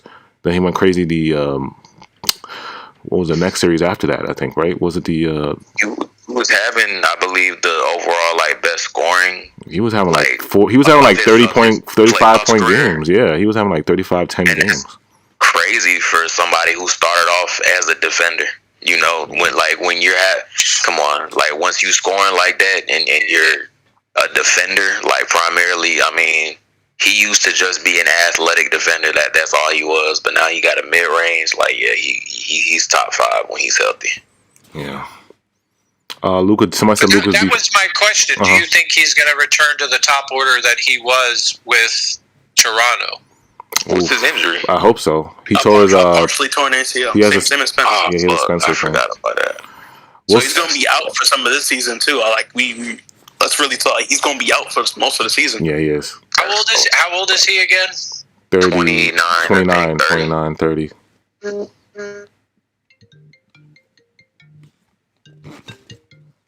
30, okay. Yeah. He's young, so he'll be straight. Somebody said Luka won't win a ring. Somebody said if Kawhi's healthy, he goes over Luka. Oh, somebody put Booker. They go into the finals. Somebody put Devin Booker in their top 5. Hey, where y'all think, bro? Where y'all think Dame going, y'all? I don't think he's going anywhere. I think you don't think he's going anywhere. I don't think he's going anywhere. He been dropping hints on his social media saying, "Have you seen that?" He be dropping he dropped a quote from a rapper and it was "How long am I supposed to endure this type of stuff before I do?"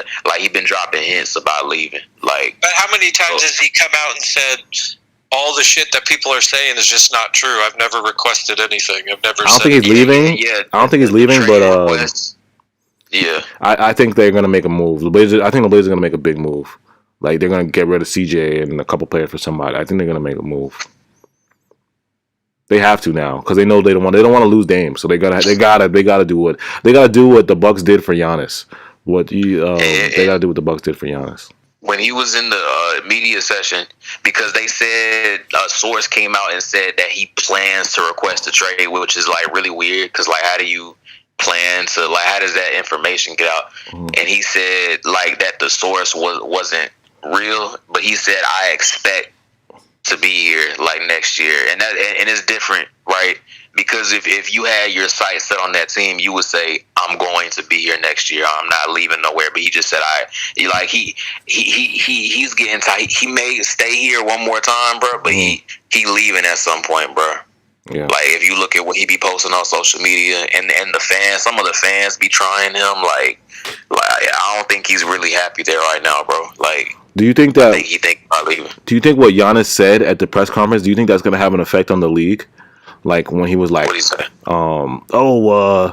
I could have left and went for a super team and joined up and did all this, but I stayed. I did it the right way. I did it the hard way. You know, do you think that's gonna have effect? Like, do you think Dame's watching that and be like, and like, oh, maybe I should stay and do it the right way? Like, he don't have to join a super team. He can just join another star or something like that. Like, he don't have to. Like, I feel like him and Joel. Like him and Joe. I want a good point guard. I wanted to see Harden with Joel at first, bro. But I would love to see Dame and Joel or something like that. That would be. I mean, maybe you could say that's a super team, but like, man, if your front office is ass, bro, it is what it is. Everybody can't do it the right way. You said everybody can't do it the right way. Everybody can't do it, like, unless you want to waste your career. Like, your front office is just a little more competent than everybody else's. Like, people were saying Giannis was talking to Harden too when he said that. He said they were he was talking to either Harden, KD, or Bron. They were like, he's talking to Harden, like, I could have joined the super team. You know, man, I could have went and let him join the super team. He was definitely talking to. You think he was talking to Harden? Because they have beef. Yeah, he just gave KD respect, so it wouldn't make sense. And he loves LeBron, so it wouldn't be making. I mean, obviously that applies to them too. Yeah. But because Harden just came, he was talking to Harden, bro. Yeah, he did say KD's the best player in the world, and like when he was, I saw an interview when you know how they always show like Giannis when he was young and all these little clips, like his favorite player. He said it when he was like 17. He was like, I like KD. He's my favorite player. He said it. No, it was literally. He was like 18. He did used to talk like that. He had no muscle. He said it. He said it at the Greek. He said it in his Greek accent. He was like, I like the KD. He's my favorite player. I think Giannis African low key, but he just said, "Okay, I'm from Greece." No, he's Nigerian. He's Nigerian. Let's really talk about it. Antetokounmpo. Yeah, he's Nigerian. His name's similar to that. Yeah, come on now. Yeah, he's African. But he is Nigerian. He's part He is part Nigerian from Greece, though. No, he's full Nigerian, but his parents are Nigerian, but they moved to Greece. So he was born in Greece and he was raised in like Greece. So he was like, but he's Nigerian, like he's African. Because his skin tone it looks like he's like half Nigerian. Like, it's not a lot of Nigerians with his skin tone. Like, most of them are just like real dark. His brothers are darker though. All his brothers are like dark. I'm like, that's weird. He came out light skinned. Yeah, it's weird. He came out light skinned, but all his brothers is like dark. That's what's it called? Y'all remember in school you did the table? What's it called? Phenotype, genotype. Oh, he got the light skin gene. My best friend where I work is from Nigeria, and I'm gonna ask him when I see him next time if they claim him or not, whether he's. I'm gonna ask him. Nah, they claim him. You can't have no name like Antetokounmpo and not be somewhat African, bro. Like, you can't convince me. He's African, bro, but he's just Greece. He speaks. If he didn't act like he earned this 100%, like, yeah, he earned it. He put in work, but on the flip side, I guess the thing that like irritates me the most is that it's like, be a little humble and be like, hey man, recognize that you also got extremely lucky. Like, you got the easiest path to the playoffs out of any team.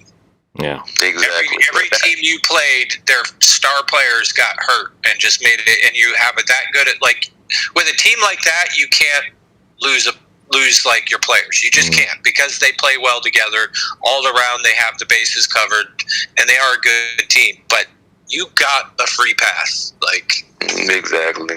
I liked him coming into the season, but just after Kyrie got injured, and I'm not gonna say it was intentional, bro, but it just looks really weird because you're 7 foot. And he's 6'2", so it's kind of weird that you had to. And I forgot who else was behind him. Somebody, I don't know if it was Middleton or somebody, but it's just kind of weird that you had to do all that and just happen to be in his landing space. So I'm not gonna say it was intentional, But I liked him coming into the season. I remember his MVP speech, and I was real happy for him. And I am happy for him. I mean, I'm happy for Giannis too. He is. I mean, we share. We share. What's it called? What is it? Heritage? What is it? Oh, African heritage. What am I thinking about? Yeah, like we shared. Yeah, I'm African, so it's like that's why I felt some type of way when Giannis won. I was really happy, and shout out all the Nigerians. Anybody from my community succeed in any way. You feel me? So it's like, but you injured my dog, bro. And I remember the game after Kyrie got injured. He had a bucket, bro, and he started flexing. Giannis, bro. And then last night when he won, Giannis, bro, you're not fine. Like, you are, but like, bro, relax, bro. Yeah, it's hard to like not root for him because he's like mad humble and like, you know, he's not. He did do it the right way. He could have left that one time, and he said to the GM, "Hey, I want to stay. Get me what I need." And they went out and they did it. You know, and it's like he stayed, he won it. So you got to give him credit there as far as, you know, not just trying to jump ship. And,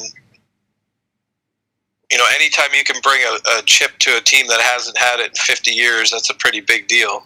Yeah. Shout out all the Nigerians, all the Naja boys in the chat. We're coming to the segment right here. If you guys want any questions, drop your questions to Say Whatever segment. Just put @Saint in the chat and write any questions y'all want or respond to any questions you guys have. We'll try to do as many as we can before we get out of here. Well, somebody said Giannis did it on purpose. It don't need to be. Yeah. I got to ask a question. Yeah, go ahead. Because my more concern, who are we looking at for our starting power forward and our starting center? Because I still feel like that's not getting talked about enough. Where I still just constantly in Discord chat, other stuff. Oh, this guy would be great for our bench. This guy would be great for our bench. But nobody's really talking about like who's going to be our starter. Yeah. Because that arguably is two giant holes in our game. Mm-hmm. And it doesn't seem like it's getting enough, like in my opinion, enough play. Like seriously, what are we going to do there? Well, for the center question, I can answer that one. If there's two options, basically, if we don't send DJ out of here, then I have a feeling it's going to be Claxton. I feel like Claxton's going to start at center if we don't send DJ out of here. But if we let's say we send DJ out and we draft a center and we get another. Well, I think if we send DJ out of here, we draft a center and we sign a veteran center. I think that veteran center would start. Would you put McGee at starting? Oh yeah, if we sign McGee, I'll probably McGee would start. And then if we draft a rookie, have the rookie back him up. Yeah, if we draft a rookie, then it would be which one. It would be Claxton and that rookie, basically whoever whoever off the bench, off the bench gets the minutes. But with DJ there, with DJ and Claxton, and if nothing else happens, I feel like I don't think DJ is gonna start. I feel like Nash would start off with Claxton as center. You know, like how do you go from not playing DJ the whole later of the year, whole playoffs, and then start him in the new season? Like that makes no sense. Yeah, and it looks like it looks like he's just continuing to cook this whole offseason. So I don't really it's like, see that changing. How do you not play him the whole ladder like for 3 months? You didn't play this man, and then you just 2022, 2021, you start. Like what? You know what I'm saying? That would have made no sense. But then the other highly likely, which I think is potentially a high likely, is putting maybe seeing Blake again. You know, I just wish we could see something different, but at those positions, maybe because I just wasn't happy with how it was handled. Yeah. But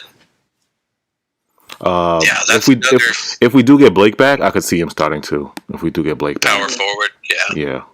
I would want your first question. Oh, what did read that? I didn't see JH, I can already answer this one. JH says, "You think there's a chance we bring back Jared Allen at free agent?" Nah, not gonna happen. I wish that would take a miracle. We would probably have to trade Joe, DeAndre, not sign Spencer, and the owner just say, "Fuck it, I want the throwback, bring him back." Like I don't care how much shit I have to spend it, but I highly doubt that's going to happen. Yeah. First of all, Jared wants money. Second, the Cavs are going to probably build around Jared. They're not going to let him go. They're going to build around him, give him that bag, and build around him. If Jared were to leave, though, and the only way he could sign with us is if he gets a cheap deal. Like, he would, give up his... No, I don't think he would, sign for us for cheap. He wants to get paid. Yeah, exactly. You're 22 years old. You want to get paid, bro. You're not going to sign for, a veteran or whatever. What would it be? Like a cheap deal, like 1.5, and you don't got time for none of that. No. Yeah. There will be if for some reason the Cavs are like, nah, we're gonna let him go. Mm-hmm. There's going to be multiple teams lining up to sign Jared There's going to be like 40 teams. The Knicks would throw the bag at him. The Mavs, any team would throw so much money at Jared Allen. Yeah. And especially if the words are true about them looking to get rid of Sexton. Yeah. Like, you're keeping Jared Allen. Like, they got the third pick, so they could just sign Jared and then get one of the top guards, because the top 5 guards in the draft are really, really good. So they could just get a really good. They could get rid of Sexton and get. It's weird that they would trade Sexton though, like, because he actually, remember when he went off? Yo, it's funny. It was like Sexton had that 2 games against us when he went crazy, and then I didn't hear from the rest of the season, and now he's getting traded. Like, what? Like, he had those 2 games. I think it's something about his attitude that they don't like. That's the vibe I'm getting. Like, I just don't think I get that vibe from that whole cast locker. Yeah, like something's not right in that locker, and they're trying to fix it, and they think he's part of the problem. That's what I'm guessing from that, whether it's true or not. Yeah, that's the vibe I get. Louis Jordan, to add to the Jared Allen, do you believe he's an all-star player? I believe he's on his way to be there if he continues to progress and get better. Mm. I mean, he's young. I don't see him like turning into a masterful like offensive player, but defensively, he's only going to get better. Yeah. Keep asking questions, guys. If you want any questions.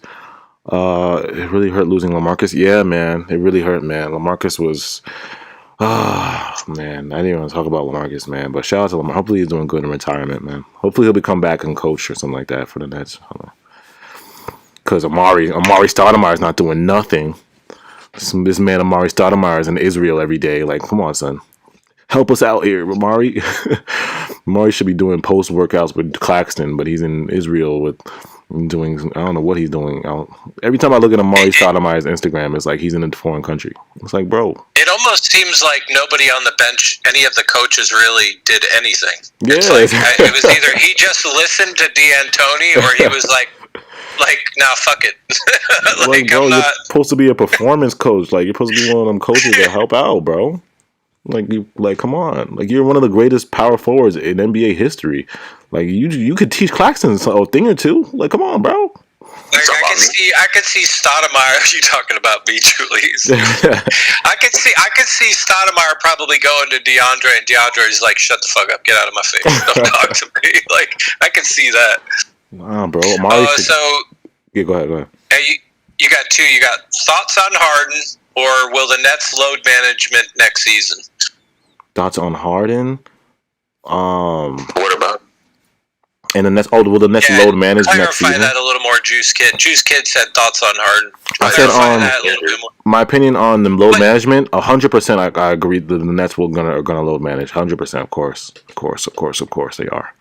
Yeah, they're going to have to. Yeah, they're going to. You saw it you even said it. I think you made a couple posts where you mentioned that they're looking for a new performance like coach to help keep people healthy. So I think they saw that and were not happy with. Yeah, like I said, how that turned out. This whole medical staff was not. It was just not consistent, not good. Like, it was just weird. They were lying to us. The recovery plans were so off. Like, KD and Harden had the same hamstring injury, and then their recovery plans were different. Like, it's just weird. It just, something was weird about the medical staff this year. It was just weird. Do you think, from JH again, and then Isaac has one, do you think Nash is on the hot seat this season if they don't win it? Oof. I hope so. I think he is. If something shitty happens again to us, knock on wood, and we don't go, and it's glaring obvious that it's inability to make the right calls, I sure as fuck hope so. Yeah, the first year I said no, but the second year I have a feeling like if he doesn't get to the ECF and he loses badly in one of these rounds, it's up. I think he's gonna get fired. He got a free pass too. He got lucky. Yeah. With those injuries. And it's funny because like if you watch basketball or you just honestly if you don't even know basketball, if you just don't know anything about basketball and watch the Nets this season, you would know Steve Nash is a bad coach. you would know. You could tell he is a bad coach. So it's funny to me, like when people say, "Oh, he's a great coach," like even people that don't even watch basketball know he's not doing a good job. You know what I'm saying? So it's like it's weird. It's just weird that Sean Marks would just keep him in there, knowing he's he gets the free pass this year. Oh yeah, you're a freshman coach. You don't know you don't know anything. You're a beginner. But like next year, come on, you gotta step it up, bro. You gotta step it up. I would arguably say that a high school coach would have coached better than him this year. I really do. That is wrong. Bro, I'm sorry, but there was just glaring, obvious coaching 101 moments with that guy. Bro, and it's like it's not even you're right, because like Steve Nash never coached a day in his life, his whole you know what I'm saying? So it's like other coaches that have coached at different levels. I'm talking about like high school, college. Like there's coaches out there that have coached at high school, college, but hasn't coached at the NBA level. But it's like he hasn't had any type of other coaching. Like, you know what I'm saying? Like he's never coached before, at all. Usually teams hire a coach that like, oh, he coached at Baylor and he coached in high school and he coached this, but it's like he doesn't have any coaching experience at all. So it's like, come on. Makes me miss Kenny Atkinson even more. Yeah. And now that man's on his way to the Warriors.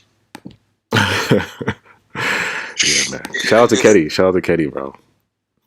Isaac had one for you. Do you think this will be Greg Popovich's last year as a coach? Oof, that's tough to say. I hope not, man. Like imagine if they fired Nash next season and then offered Greg. I think he would do it. I don't know though. I think he might. I think he's that kind of old school dude though. I think he's gonna end it as a Spur. I just couldn't imagine. Yeah, he is. He's gonna end it as a Spur. God, I couldn't imagine him going anywhere else. Yeah. And I bet you he's got like a season or two, because I don't know where they're. I didn't really pay attention to them this year. Like, aren't they kind of in a little bit of a rebuild themselves? Like they're kind of. Yeah, they are. What's funny about the Spurs? Rudy Gay. The Spurs don't have like a lot of. They have like a semi good young core. They got DeJounte Murray and who's that other guard that had that light skinned guy? I forgot. Don't they have Rudy Gay as well? Yeah, they got Rudy Gay. They got like a semi good core, but if they get rid of DeMar, then they would be in total rebuild mode. If they get rid of DeMar DeRozan, total rebuild mode. I almost feel like they should. Yeah, but they got two young guards that are really good. So they do have like a little bit of a young core, but they have so much to. They would have to go in full. If they got rid of DeMar and Rudy, they would have to go in. And Patty Mills is getting old. They would have to get in full rebuild mode, yo. Older. Yeah. I think they're pretty close. I think if Pop retires, I think at some point you're going to have to move on from DeRozan. You're going to have to move on from Rudy Gay. Like I think they're very close to a rebuild. Yeah. Rudy's a free agent? Oh, wow. Oh. Is DeMar a free agent? DeMar's a free agent too? No, I don't think DeMar. Is DeMar a free agent? I don't think so. I think he's still signed. Yeah, I'm pretty sure he's still signed. Oh, Keldon Johnson. That's what I was thinking about. Yeah, him. He's on the USA team. Yeah. Like I said, they have a semi-good core. Dejounte Murray, Keldon Johnson, Derek White. Yeah, those three guys. Like I said, they have those three guys are really, really good. But the rest of the team is old. That's the problem. The rest of the team is old. Yeah. It's those three guys, and the rest of the team is old. Like, very old. God. Grace Wu said, how you guys feel about Patty Mills if Spence leaves? Is Patty free? Patty's a free? I don't know. Patty Mills, old as fuck. Pass. Yeah. For the defense, nah. Patty Mills, 36, right? 37, not 35. He'll get exposed on defense, I think. He'll get exposed on I got defense. A question for you. Keep Joe Harris or sign PJ Tucker? Oh my God. We just saying where you are. Did you say that? I must have missed that. I just popped into my head. Like, would you want PJ Tucker or Joe Harris? Topic about PJ. Yeah, talking about PJ, man. Because I called out PJ. I was like, why? Nets fans love PJ for some reason, but I'm like, He averaged 0 points and 3 rebounds his whole playoff series. Like his playoff series, he averaged 0 points. He doesn't do. He's an overrated defender. You can't argue with the man. He did his thing like defensively. He got in people's faces. He pissed them off, and sometimes that was it. Came at. He had clutch steals and clutch, like getting the guy to turn over the ball. Like he makes those like little teeny plays, like those little like I said. Well, KD and Devin Booker both average. Effort. Yeah, KD and Devin both average 40 on him. Like it's not hard to score on PJ Tucker. Anybody can score on PJ Tucker, but it's like he makes those little offensive rebounds. You know, those little. You know, he makes the play. Yeah, he makes it like that little play that you need at that very crucial moment. That's where he does excel at. I'll give him that. But it's 0 points and like 3 rebounds, bro. Every game it's 0, 0, 0, 0. Like I just wanted to see how bad the Joe Harris hate was, like whether they were willing to accept PJ over Joe Harris. Yeah. That's what I wanted to see how deep it was. Somebody in the chat, I like PJ. Face it. They were some of them already. He bumps people and he doesn't jack up threes. He does jack up threes, but in the corner. But even the three in the corner three, he wasn't even making that so much. He's not like he used to be. Yeah, he wasn't like in the. He used to be. The man is 35. You know, like it's about time to retire. Bro, honestly, and he got his ring. That corner three, he used to go crazy with that corner three. Like he never used to miss that joint. But he now used it's like, to, bro. That shit was broken. Yeah, now that shit's bad. On that Houston team. I remember on Snapchat they did like the top 3-point leaders. Yeah. Bruh, 3 of the top 10 were Houston players, bruh. And bruh, they had Eric Gordon, James Harden, Ryan Anderson, bruh, and PJ Tucker wasn't even, bruh. They had snipers on that team, bruh. PJ was lethal, bruh. Yeah. But he's not that person no more, bruh. He's not. He old as shit.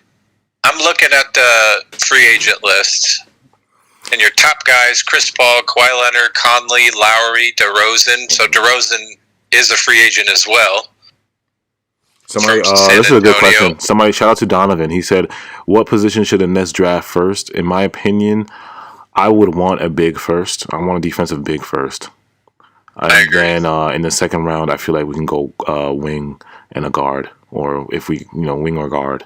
3 and D wing or guard in the second round. But the first pick, I feel like it should be a big. It should be like a defensive. I'm not gonna say a center. It doesn't have to be a center, but somebody 6'9" and taller that can play defense and block shots. 6'9" tall, 6'9" or more, play defense, block shots. That's what I want in the first that 27 pick. So. Well, can I throw some centers names at you in our wheelhouse of signings and tell me what you think? Oh yeah, go ahead. Daniel Theus. Oh, Noel. Yeah, I'm just telling you. Ed Davis, Cantor, Holmes, Kaminsky, McGee, Willie Cauley-Stein. Oh, I forgot Zach about that. Collins. I like Cauley-Stein. He cool, but like Bismack Biyombo. No, I don't want Bismack. But that if we sign a center, that's gonna be our wheelhouse, bro. For like, yeah. I would take first of all, JaVale's JaVale's number 1 on my list. Yeah. Who else was on that list? Willie Cauley-Stein, Frank Kaminsky, some guy named Rashawn Holmes. Oh, forgot about Rashawn Holmes. Yeah. He's 27 plays out of Sacramento. I feel like we're not gonna be able to afford. We're not gonna. I want Rashawn Holmes, but I feel like we're not gonna be able to afford him. He's too His it might go up. Yeah, he is. He's 27. He's too young and he's too good. Somebody's gonna offer him the bag. What about Ed Davis? When Ed Davis was on the Nets, he wasn't bad. Oh, they forgot about the Ed Davis days. Oh, yeah, they forgot about that day. I liked Ed Davis when he was on our team. He might be getting a little too old, but he's still out there. Yeah, he's still there, dude. He's 32. Oh, he made $4 million last year. He had a 2-year contract. Still in his prime. Yeah, I mean he's not bad. He's not terrible, but somebody said it's on Whiteside, but yeah, I don't think we can get him either. Kaminsky. He shot 80%. Kaminsky actually looked good in that last game. Not gonna lie, y'all. He looked alright. It almost felt like they should have gone to him more early on in the series. Yo, remember in the Discord, I was like, have that hesitation. Yeah, I was like, yo, play because like when Kaminsky was in, the Suns would do better, and then when Aiden was in, they would be garbage. It's like, yo, I was like, keep Kaminsky in. He looked. Well, the thing is, he wasn't hesitating. And know how to play him. Yeah. Kaminsky wasn't hesitating at all. Would y'all want him? Frank the Tank. Would y'all want him? Because we could probably afford him. We could probably afford him as a backup. Yeah, he could shoot threes too, but he just doesn't. He can shoot threes. Well, what about? I know like DJ Chasm keeps saying he wants Dwight Howard. Oh, how you gonna feel about that? DJ's all about. Chasm's all about. That'd be tough, but Dwight Howard gets ejected too much for me. Yeah, I like Dwight, but it's like I gotta see if we get rid of. I don't think we can have DeAndre Jordan and Dwight on the same team. Like we gotta get rid of somebody. Come on, son. I mean, I'm just saying Dwight Howard is going to be cheap. Yeah, he is. You know, somebody like that. He's 35. He made 2.5 last year. Somebody like him would be cheap, but I don't know. I think I would take Dwight. I would take Dwight. I actually am hoping we get McGee, man. But the only thing I hope we get him. I've always liked him. The only thing I don't want Dwight is because like he can't switch. Like he will get curled. He gets killed on the switch. You know how we switch everything. He gets killed on the switch. Hey, John Pierce came up with a question, and then Age has one. John Pierce said, "Do you think KD and Kyrie are now regretting Nash's appointment as coach after his poor decision making and inability to depth during the Bucks series?"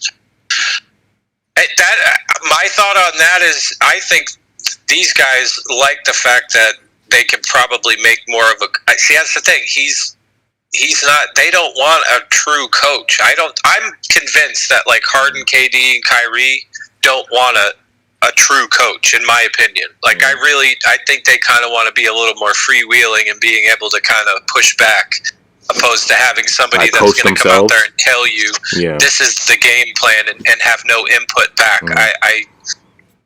I think my opinion is in next year, if Steve Nash does not look good, I think KD and Kyrie might start to get aggravated. I think like this year, I feel like they're like, it's first year, we don't really, first year. But next year, if it doesn't work out again, I think then they'll be like, Sean, we might have to get you, Sean. And I think everybody honestly is kind of jumping on that. It's jumping on the injury train where it's just like, hey, what could he have done? He had all these injuries. He did the best he could. Yeah. Because we heard, how many times did we hear that in the game? It's amazing what Steve Nash has been able to do with all these injuries. Yeah. You know, real people know that it wasn't him. It was that, KD, it was Harden, it was these guys carrying. Yeah. Carrying and willing the win opposed to your shitty calls throughout the game. And don't forget about Mike D'Antoni's offense. Oh, please no. We're going to get him again, aren't we? Yeah, he's dead. Fuck. At least we'll be the number one offense again. I forgot how many years ago it was, but I remember somebody said that, like, Mike D'Antoni is like steroids for offense. Like, if you put any like singular star player he's an in offensive his system, but they're going to average like 40, bro. There were times like I watched the Nets this season and the offense was just looked so beautiful, like the movement, the scoring. But then our defense was trash. But But that's the problem with D'Antoni is every time he's a fucking head coach, or he's in a position like he is now, they never pair him with somebody that's just as good as coming up with defensive stuff. Exactly. If you were smart, you would take D'Antoni and you would go out and get the best defensive assistant coach you could get. Yeah. And be like, you deal with that side, I got this side. And let these dudes go to work. Well, let me ask you this. How you feel about David Vanderpool then? Because we just signed, he's supposed to be the new defensive. I don't know enough about him, but is he defensive-minded?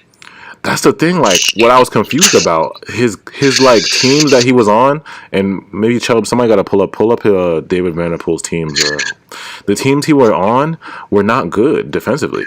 Like, that's why I'm confused. Like, how is he the defensive coach? Well, I'll tell you why. Another reason why.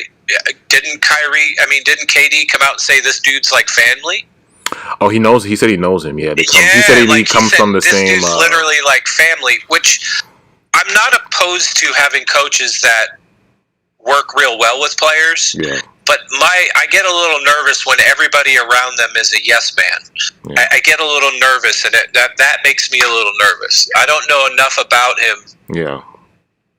I'll be if we go into next year and he changes our defense and our defense is more elite, then I'll shut up. But he has no proof. No, I don't think he has any proof of the teams he was on were defensive gunners. You know what I'm saying? I mean, the Timberwolves last year were not good. They were one of the worst defensive teams. And then before that, he was on the Blazers. It's like the Blazers. Yeah, he was on the Blazers and the T-Wolves. Blazers and T-Wolves, right? All Euro League. Let's see. Yeah. Dude, this guy. Okay. So here we go.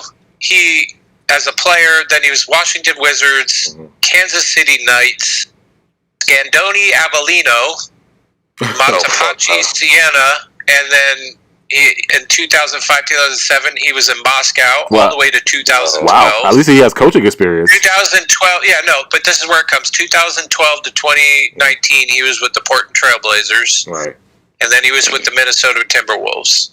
Right. At least he has coaching experience. I don't think we usually think of the Minnesota Timberwolves and Portland Trailblazers as high defensive teams. Yeah, exactly. So that family shit. Go ahead, saying fish. Yeah, no, I mean that's like basically. You were just about to take the words out of my mouth. Was, is this just another yes man and the family like? Somebody, is that what we're getting? Is that what we're getting? And that's what I'm a little nervous about. As much as I love KD, Harden, Kyrie, as much as I love having them on the team, I just wonder how much are they saying, hey, who do you want? What do you want? Who's this? Who's that? Like, what do you want? Like, I'm a little nervous at that. Like, when you have this many superstars and this many personalities, I wonder how much of an influence on who's coaching them really. And then you can't have your own coach. Somebody said Jacques Vaughn was supposed to be defensive minded. Epic fail. Somebody said, shout out to AGTV. He said our defense was good in the playoffs, though. Yeah, that's a good point. It was good in the playoffs. The defense was good in the playoffs. But again, the playoffs is, like I said, it's different because, you get to focus in and come up with schemes and stuff. But kudos to Jacques Vaughn for the playoff schemes, for the defensive playoff schemes. I mean, he did that. Real quick, I'll shut up. Yeah. Saint Walker just said, I'm not going to blame the coaches. The Nets players don't want to be coached. Now, I'll agree with you slightly, but if you're going to have players that don't want to be coached, you at least have to have your coach be competent enough to make the right calls when they need it, being timeouts, putting the right guy in when they don't see it working. You don't have to fuck with the superstars, but at least acknowledge that the people around them need to come out, make a better call. So it's a hand in hand. Like the coaching staff definitely deserves a huge fuck you from last season. Oh, and my fault, y'all. It was Udoka who was giving. It was the defensive. He was the reason why the defense was like that in the playoffs. It was a combination of Udoka and Vaughn last year for the defense in the playoffs. And didn't we lose Udoka? Yeah, we lost him. He's on the Celtics. Yeah. Ugh. So yeah, it was him. He was the reason. AG. So that's to answer your question, AG. Udoka was the guy that was why our defense was like that in the playoffs. But now he's in the Celtics. So we got to rely on Vanderpool and Vaughn to kind of come up with good defensive schemes, and we'll see. I think we might still be switching. We'll see if we're still we're the switch addicts. I hate that shit. Switch addicts, baby. I hope not. But hey, if we switch, as long as we have players in there that are able to handle the switch, the only person that I saw that was able to communicate was Bruce Brown. Yeah. Yeah. At least from the bench standpoint. Claxton. Too many times I'm seeing guards on fucking centers and shit, bro. It's like, bro. Claxton and Bruce Brown literally are best defenders, yo. And KD. Claxton, KD, Bruce Brown. That's why we need more big players. Hands down. Yeah. Any more questions? Somebody said, Nets gave up 20 offensive rebounds after missed free throws. Yeah. Oh, yeah. The rebounding was terrible. Rebounding is really good. We need rebounders. Dude, imagine if we just had rebounders. Imagine that. Bro. Somebody a body to box out. Somebody got to box out, bro. Somebody got to box out. But you think about the second chance points that you would give Kyrie, Harden, and KD if we had dudes that were competent at rebounding. I honestly think about this. We had shitty defense, shitty rebounding, and we were still dropping 140, 150 pieces on people. Yeah, exactly. Imagine if we had fucking rebounding on top of that. Exactly. Rebounding is very, very, like I said, hopefully if we draft anybody, it's one of the guy that can rebound and stuff like that. Somebody said we need bigs. We lost on the boards. Yeah. Imagine the Bucks, right? The Bucks actually didn't have their best rebounding guard, and they still was killing teams on the boards. That's how big they are. Because Dante DiVincenzo was one of their best rebounding guards, and he wasn't playing, and they were still killing teams on the offensive boards because of Giannis, PJ, broke. Everybody crashed though on that team. Yeah. Even Holiday was crashing. Kaminsky, the Covington guy was crashing. Yeah. Everybody was crashing the boards. Alizé. Yeah, Alizé should have got more minutes. He did. He definitely should have got more minutes. Nerlens Noel. I like Nerlens Noel, but I think that in order for us to get him, he's gonna have to take less money. Like, there's probably teams out there that would offer him at least $5 to $8 million, and he's gonna have to be like, no, I'm taking the veteran minimum. I'm going to Brooklyn. You know, if he doesn't do that, which I don't think he will because he's young, then he's going to be out of here. He's going to be like on some other team, get the bag and go to another team.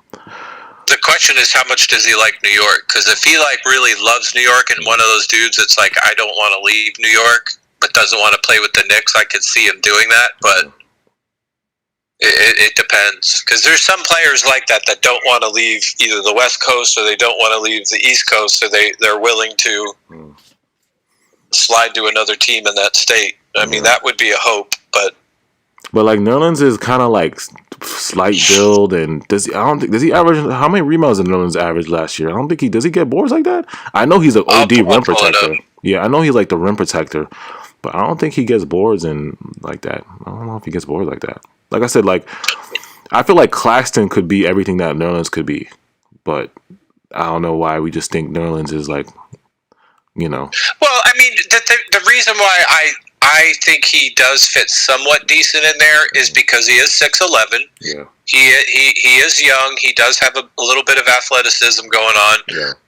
Enough that I could see it working with our current setup, especially if we're going to be, doing the fast-paced D'Antoni bullshit again. Oh yeah. I think he fits. I mean, that's the other thing. Like, if we're gonna run that, if we're basically gonna see the same offense we saw last year and the same game plan as far as that's concerned, then I feel like when it comes to some of these bigs, I think a stationary big is not going to work that great for us. I think it's going to have to be somebody that can be mobile. But yeah, as far as Noel, for the year, 2.2 offensive rebounds, defensive 4.2.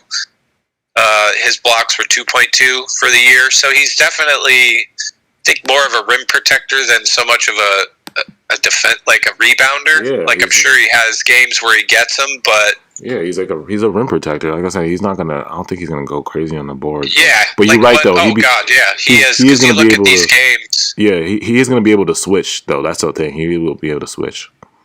He didn't have a double rebound game, if I'm seeing that right. No, he did. He's average, man. He's averaging somewhere between like 5 and at most 13 boards a game. Yeah. He's kind of spotty, and we had that anyways, but he definitely is a block guy. He's had plenty of games where he's had 6 blocks, 4 blocks. Yeah. Multiple 5s, multiple 3s. Yeah. With Claxton, it's like in order for us to get Nerlens Noel, he's going to have to take a cheap deal, take less money, Second, I think we have to move DJ if we're gonna get Nerlens. Like DJ got to go. DJ got to go if we get Nerlens. I don't know if we can get have all three of those guys on the same. Like it wouldn't make no sense for have all three of those guys. So other than that, I think if DJ gets out of here, then I think maybe Nerlens would be a better fit. Then we can add another like JaVale McGee. So we'll have JaVale, Nerlens, Clax, stuff like that. Maybe that would be a better instead of DJ, Nerlens, Clax. Where's the best city for DJ to go to cook? Where should we send him? Just find like the best. Like send him. Hey, where's the best? Like does he want to like Southern cooking? What does he want? Like everything. Hold on, let me go to DeAndre's page. All the teams that I've seen that people that DJ going to is like I saw like OKC. I saw the Bulls. I saw. Send him to Portland. They're big like vegans and. I feel like Portland would take him. Send him up there. I feel like Portland would take him. Off the bench, they already have Nurkic, but off the bench, they would take DJ. Yeah, they would take DJ off the bench. There are a lot of teams that would probably play DJ off the bench. Yeah, give us Carmelo and take DeAndre. Yeah, I think there's a lot of teams that would take DJ off the bench. I know y'all say he has no trade value, but I'm saying like there are teams out there that would like take take him off the bench. Like what I'm saying. That was still. There's going to be a team that's willing to take. Well, see, that's the thing. I think in order to take DeAndre, they're going to have to give up like 2 picks. Oh yeah. I really do. And that's the only thing that bothers me is that if we really are valuing these 4 picks, like because we've discussed that, where hey, I know people are like trade this, trade that. It's like, but this is really our last chance where we got multiple picks to build somewhat for the future. That. How does he value them? Yeah. Is getting rid of DeAndre in 2 seconds really? Is it better to keep him or dump him with 2 picks? Oh yeah, he is from Dallas, so he would. I could see him going back to Dallas. Maybe Dallas would want him.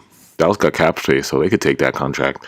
But yeah, what you were saying, the picks would def have to be in there because I don't think a team's not gonna take DJ straight up. Like OKC would probably start drooling if we gave him like 2 second-round picks. They'd be like, "Oh my God, we'll take DJ. You were giving us picks because OKC's always thirsty for picks." Don't they have like? Aren't they one of the teams that already has like fucking? They got like 1,000 picks for the next 2 years. They always, whenever they see a deal with picks in it, they'll be like, "We'll take it. You know what I'm saying? They just love picks, man. They'll probably take that picks and then waive DJ, probably buy him out and waive him or something like that. Go ahead. Kemba Walker's on the under. Oh yeah, that's the most forgettable trade. Like really, Kemba Walker's on the. I completely forgot about that. This is what I was telling you, bro.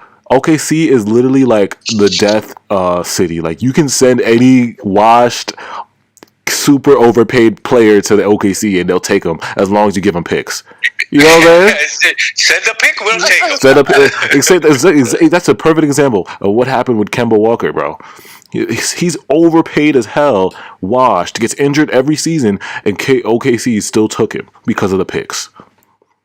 That's crazy. Somebody said DJ will be traded for a cabinet full of food. Oh God. Malik and Harden, a big couple. What the heck? I'm excited, man. I'm really excited to see what he does. There's just so many. Think of how many different options we've talked about tonight where it could possibly go. Yeah. Somebody said Harden and Malika. No, I don't think are they dating? I don't think they're dating. DJ looks like Amari Stoudemire. Don't care about basketball. He just enjoys life. Yeah, bro. Yeah, man. It's kind of, I don't know, man. I don't know. Well, I'm not gonna say that because DJ he never got the opportunity to play though. Like at least a minute. You know what I'm saying? At least a minute. Amazed at his lack of effort when it came to rebounding and defense. It's like, especially if you're eating this healthy, man, he should be super lean. Yeah. He should be like a ton of energy. Yeah. Like, unless all that vegan shit's made him weak, you know, because he stopped eating steak. I don't know. But maybe in the regular season he didn't care, but like we'll never know if he would have played different Because you know how true. You know what I'm saying. Where you know how some players. Yeah. There's a lot of players that don't care in the regular season. They don't play defense. They don't. But in the playoffs, they're a whole different player. You know what I'm saying? Playoffs, they're like diving on loose balls. Be in that conversation where they, at the start of the playoffs, were like, okay, look, we're not going to play Claxton that much at all. Mm-hmm. We're not going to play Elise, and we're damn sure not even going to play DeAndre. But how does it sound putting Joe Harris at power forward and Blake at center? Yeah. Like, how do you have that conversation where that becomes... Yeah, it just, I don't know. It's just that I don't get. Yeah. But like I said, Steve Nash believed, and he basically told DJ to his face, I believe in Claxton more than you. So it's like, how can you go into next season starting DJ? It makes you know what I'm saying? Yeah, there's no way. But then again, he didn't even believe in Claxton anyways at some point towards the end. Yeah, at the end he didn't. Yeah, you're right. But he gave him way more minutes. He was the first guy off the bench sometimes. Oh, for sure. He was giving Claxton was at least getting like 10, 15. And then, well, he got more minutes in the Celtics series, but in the Bucks series he got a couple minutes. We just need to sign Julian. We just need to sign him. The best rebounder. Yeah. Somebody said, "Are you guys really trusting Steve Nash to improve his coaching?" No, we're not. We're definitely not doing that. I'm sure he's getting a brush up, but I don't see leaps and bounds. Like, I see TLC getting better as a player than I do Steve Nash getting better as a coach. Yo, Steve Nash has a drastic improvement in coaching. He needs to be drug tested. He must have been sauced in his first year if there's such a dramatic improvement in his second year. I have a feeling on Sunday that TLC might go off. Like, watch TLC have like crazy, like 30 points. Trade TLC for air. TLC's gonna get his revenge. I mean, TLC's not on the team anymore. Like, thank the Lord, but yeah. I think he's gonna go have we seen how he's played in the Olympics yet? Does anybody have like a stat on? They don't have any. He's in the Olympics. He had 9 points. Oh, on that last game, didn't they lose the last game? The last exhibition game. So I don't know, but the one game I saw, he had like 9 points on like 3 for 7 shooting. Oh, Grace Wu says we're about to see TLC versus KD this weekend. Yeah, Sunday. I feel like Sunday he might go off. Yeah. TLC. Dude, if he comes out and has like a 30-piece game on KD, hopefully KD will just punch him. KD was already talking. KD was already talking shit. He was like, "He can't guard me. I'm better. He can't guard." He was talking mad shit to TLC. Damn, why you doing TLC like that? He was just, I don't know. They asked him about TLC, and he was like, "Well, I already talked to him. I already told him he can't guard me, and we're gonna." Oh, at least he told him to his face. At least, yeah. That France team is gonna be. That's not an easy team though. They got Fournier, Rudy Gobert. Who else is on that team? TLC. They got another young guy that's good. They got a couple studs on that France team. Man, they're not like, it's not gonna be light. Hopefully, it is light to USA, but we watched them struggle against Patty Mills.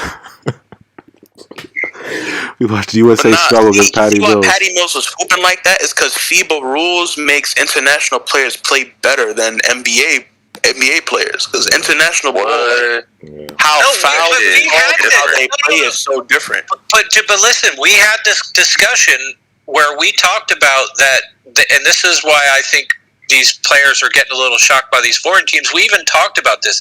Foreign teams are playing more fundamental basketball than is in the NBA. Yeah, they are.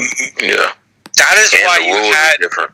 Yeah, and that's why you've had, quite honestly, an emergence of, in the last arguably decade, of.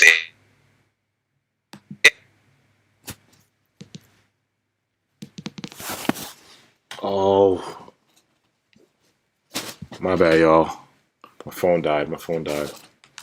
Hold on. Hold on.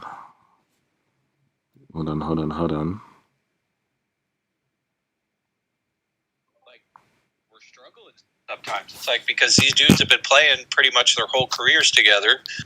and they're all used to playing the same fundamental basketball, except when you come to the NBA, it becomes more of a show. And that, to me, is mainly the reason why it's better.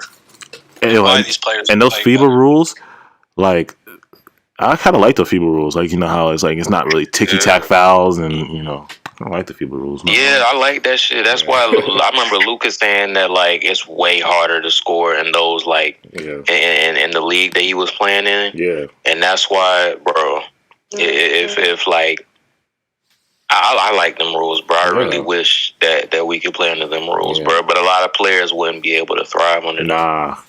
I mean, they're already making the NBA, like, they're taking away what Harden and Trey Young's, what's he called? Those the gimmicky, they're taking away those gimmicky fouls now. So it's like they're already changing the rules. They need to do that shit, bro. That shit is lame, bro.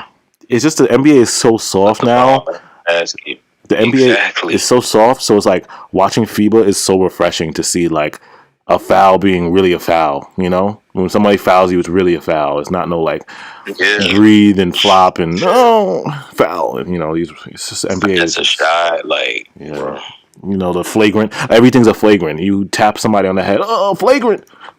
You know what I'm saying? Like, it just gets me pissed off. It just every foul is a flagrant, literally. It don't gotta be 90s rules, but damn, like, bro.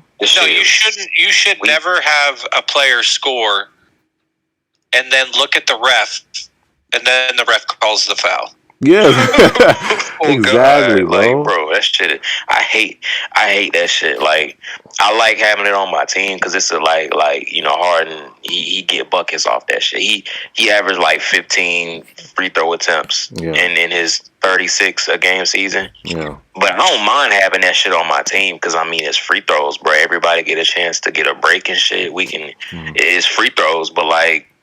I hate playing against it, bro. I hate it, bro. It shit bothers me, bro. You should be able, bro, to like put up 50, like with not half of the points being free throws, or not 40% of them being free throws type shit. Like, but like then Trey you have Young, the flip side. Yeah, what?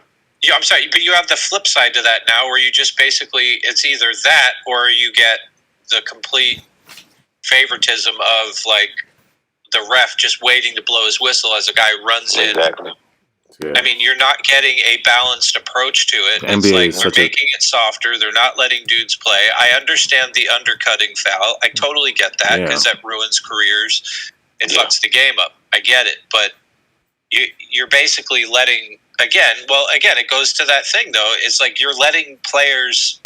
The NBA is letting players dictate the league, and like I understand that they do have an impact on it. They are the money generators, but it just seems like more and more the league is moving more towards like just let the players kind of dictate the flow of the game as far as like.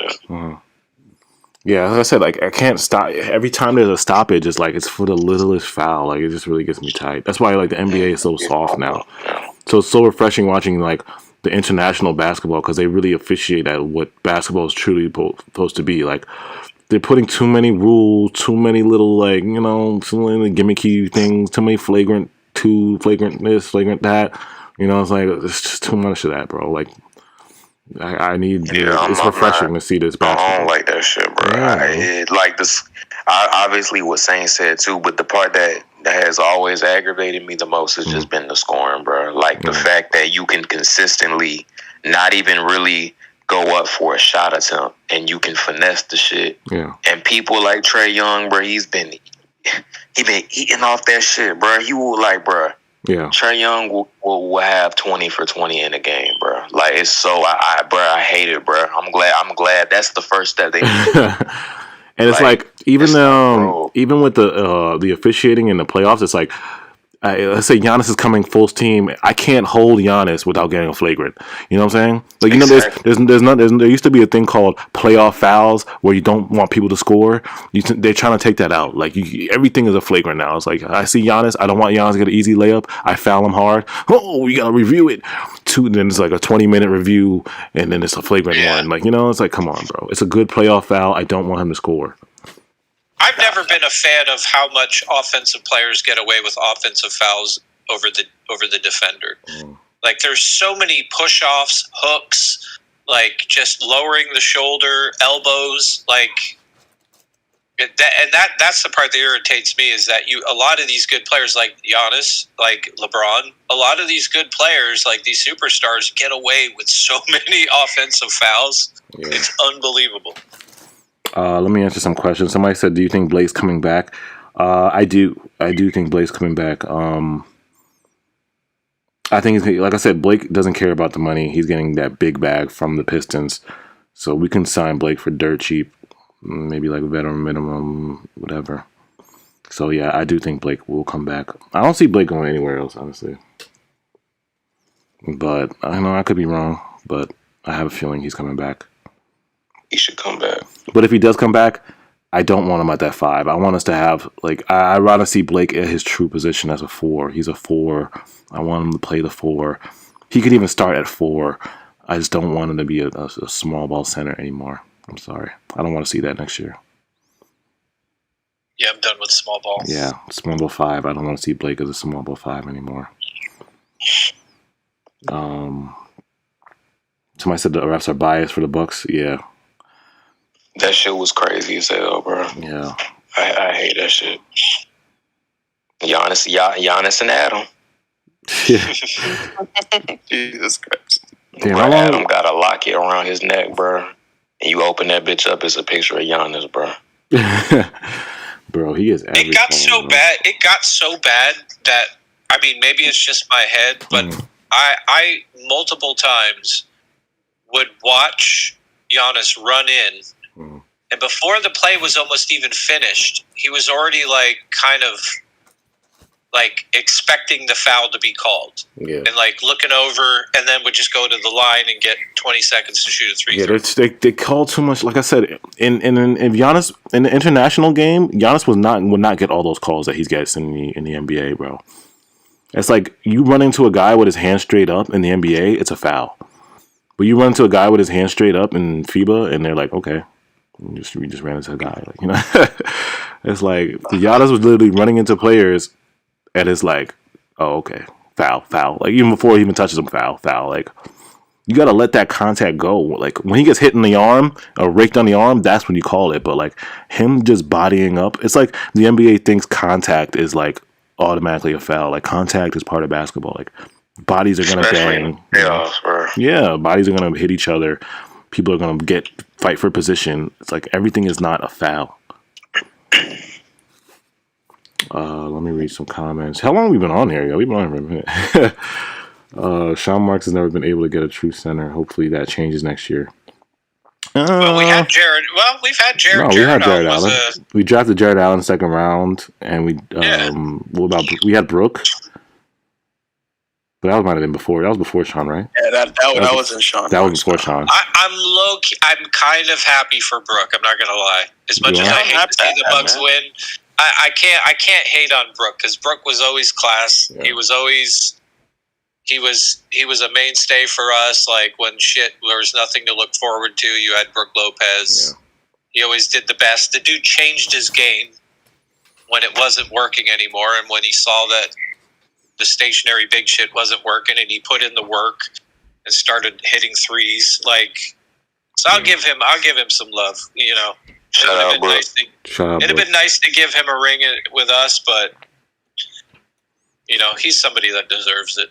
Shout out, Brooke, but don't touch our logo again, bro. Don't slap our logo, bro. Get off our logo, bro. You a Milwaukee Buck, bro.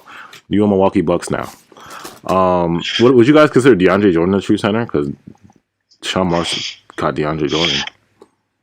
I felt like he was in the beginning, because if I remember when he was with the Clippers, he was blocking, rebounding, flying through the air like Superman, dunking. Like he had a different bag, and then all of a sudden he's just like, nah, I'm gonna cook and just wait for a lob. Like early on in his career, he was all over the place. He was getting blocks. He was getting rebounds. Yeah, like in his earlier year, I feel like he was, but something happened to him. Yeah. And don't forget, Sean Marks did draft. He drafted 2 centers, honestly. Well, Claxton and Jared Allen. Claxton second round 2019. Jared Allen late first. I think Jared Allen was like 30. Was he 30? I don't know why I look at Claxton like a center. I don't know why I don't look at him. You don't look at him as center? I look at him like a power forward. I don't know why. Yeah. I don't know if it's just because of his size and maybe his height and his game. His game just seems more of like a power forward to me. I don't know why. Maybe somebody DM'd me and said like completely off the base. We should change. Somebody DM'd me and said we should change Claxton into like a wing, and if we use him as a wing, it'll be better. I was like, whoa. I feel like we should trade him. I would, but how would you feel with him as being a starting power forward though? I could see him being a power forward. He can definitely he just got to get some weight, improve. He just got to get post moves. Improve his offensive skills because he already can drive and he can drive. His first step is great. He can turn and face and get a layup easily. His shot, he just gotta get his shot right. I mean, he just gotta be more confident because I've seen him knock down threes. We know he can catch a lob. We know that. Yeah, I've seen him knock down threes before. I've seen him knock down mid-range shots before. He just gotta get confidence. Like he doesn't. Our coaching staff they don't develop him. Like they need to develop him. Like, you know what I'm saying? If he was on another team by now, like if he was on one of those teams that develop young players, like the Suns or we know those teams that have the young players that develop real fast, he could be like out of here. But it's just that they're not doing that with Claxton. I don't know why. Do you think he's going to be? And Charles was saying he could be like Chris Bosh. Bro, yeah, exactly. He could be like Chris Bosh, bro. I've been saying that, like, Nets fans been saying that he's baby Bosh, bro. And he's better. Do you think his development is going to be sacrificed because of what we have? Most definitely. Yeah. You know, I can see. See, that's where Kenny Atkinson would have came in huge with this guy. Like, if we would have had him and Kenny got his hands on him for like a season or two, I think we would have seen a different Claxton. But I just wonder how much is he really going to, if he doesn't take it upon himself in the offseason. I don't know. I don't see the. He has so much potential. Man. He could talk to KD and that's really the main person he needs to like get with. You know, Claxton is like he has Kyrie, but mostly KD. He has demigod potential, bro. Because like I've never seen somebody that tall can move as fast on defense as he does. I've literally seen him beat Damian Lillard to a spot and beat some of these. I remember that exact play, bro. I've seen Claxton beat one of the fastest guards in the league to the spot and cut him off. You know what I'm saying? So it's like he has demigod like potential, but it's just that he just got to unlock it. You know, it's scary the way if he really develops. It's scary what he can do, bro. Guarding 1 through 5, big 4. Yeah. He could be DeAndre Ayton. I hope to God he's working his ass off this offseason because I would like to see him succeed. Yeah. Shout out Isaac. He said, "Imagine if Claxton can improve his 3-point shooting." I agree. I hope he can, man. Like I said, I've seen him take it before and make it, but he just gotta be like I said. I want to see him get like a little catch and shoot mid range, 3-point. Develop a little post game, like 1 or 2 post moves. I'm telling you, bro. Crazy. Everything DeAndre Ayton was doing in this whole playoff run, Claxton could do the same thing, bro. Because DeAndre Ayton was just turn face mid range, sky hook, boom, driving. You know, Claxton could drive and get a layup, boom. You know, alley oop, boom. You know. He has like you're saying, he has the athleticism to be all the different things we're talking about. It's just a matter of getting to that point, and I just don't know if the Nets are going to invest that much time. Age said he's like Claxton will be elite. I mean, is that elite potential there? But he's our future, though. I'm not willing to say our future. Yes yet, but like when the big 3 is gone, he's still going to be here. Well, he's the youngest guy. He's the future. Who else is our? We don't have nobody who's really a future of the Nets right now. Nate Thompson did say dude's been hurt like 70% of both seasons. There's some truth to that quote. Yeah. His first season, he was injured and out for that season and this season. So, like, this is the first time he can develop for real. I mean, it'll be interesting to see what they do in San Diego. Like I said, like that's why everybody's saying like about trading these picks. It's like y'all got to understand if we don't have another pick till 2028. Who's going to be the future of the net? Like when KD and Kyrie and when they all get old and go away, like Sean Marks got to think about that. You know, it's like you got to have somebody. we talked about that. I think he's definitely going to draft 2 players. Yeah. And then I feel like depending on where those other 2, those late 2 second rounders fall, and what's available will kind of be like, oh shit, this guy's still here. Fuck yeah, I'm taking him. And if nothing really falls into play, maybe we see those deals where he's like, okay, let's, there's really not much left here. Let's. Yeah, like I said, Kyrie's going to be the youngest, so Kyrie might be able to play with like the new generation Nets, but it's like you still got to have a plan, because like I said, you gave up our future for Harden, so you still got to like take some type of young. You don't want to have a team with just all old people, man. I'm telling you, that's not how it's not good. It's not good when you have a team full of like old vets. It's just. But that's what was good about our earlier, before we got the big 3, was that you had like a nice, healthy balance of like a lot of young players. Yeah. And you mixed in with a couple good veterans that worked. Yeah. Somebody said he'll be elite. He needs to be thrown to the deep end of the pool. I was excited to see Claxton unleashed in the bubble because no big beside Allen was on the roster. Then he tore his shoulder. Yeah, man. He is a little bit injury prone, man, but hopefully he can get his weight up. And like I said, I think this is why the Nets did that performance. They got a new performance coach. They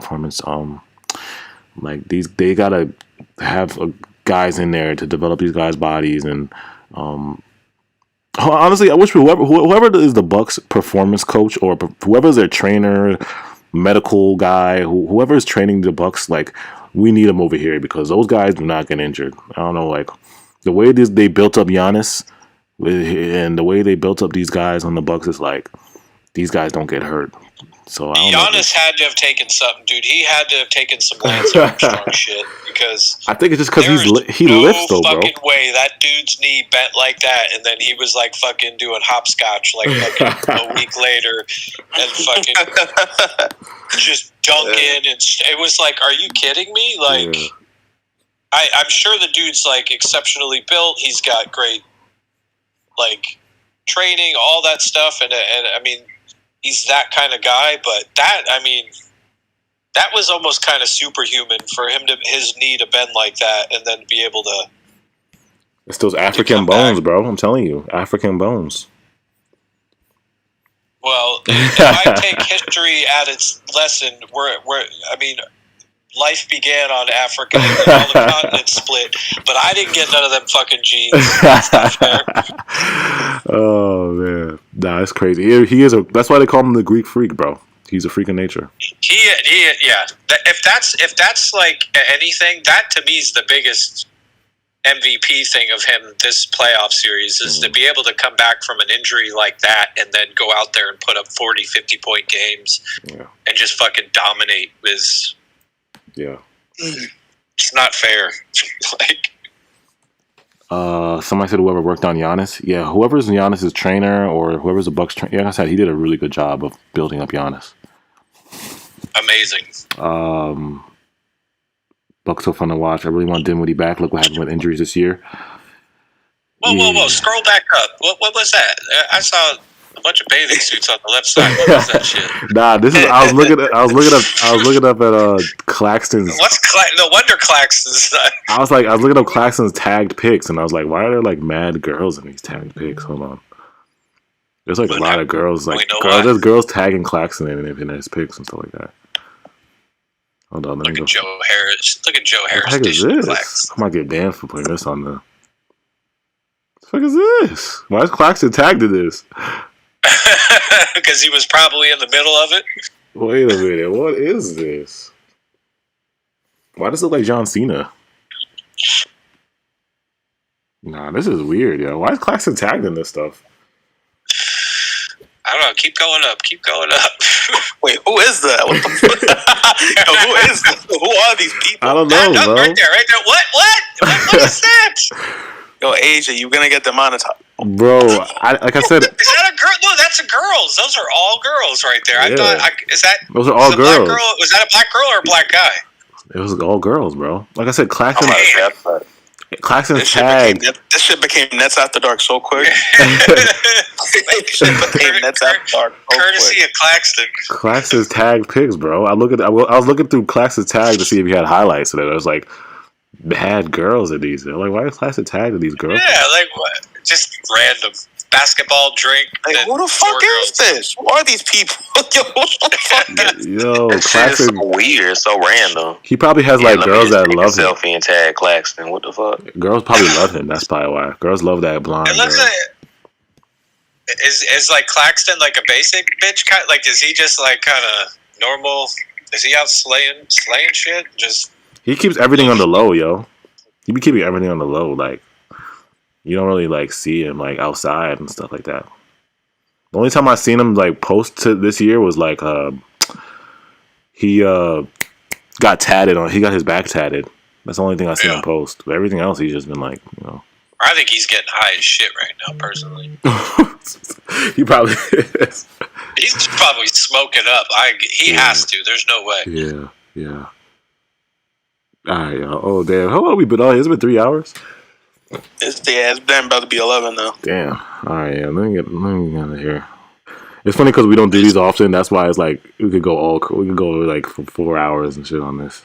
It's damn near 8 o'clock for me. Yeah. Somebody said sus Claxton hours.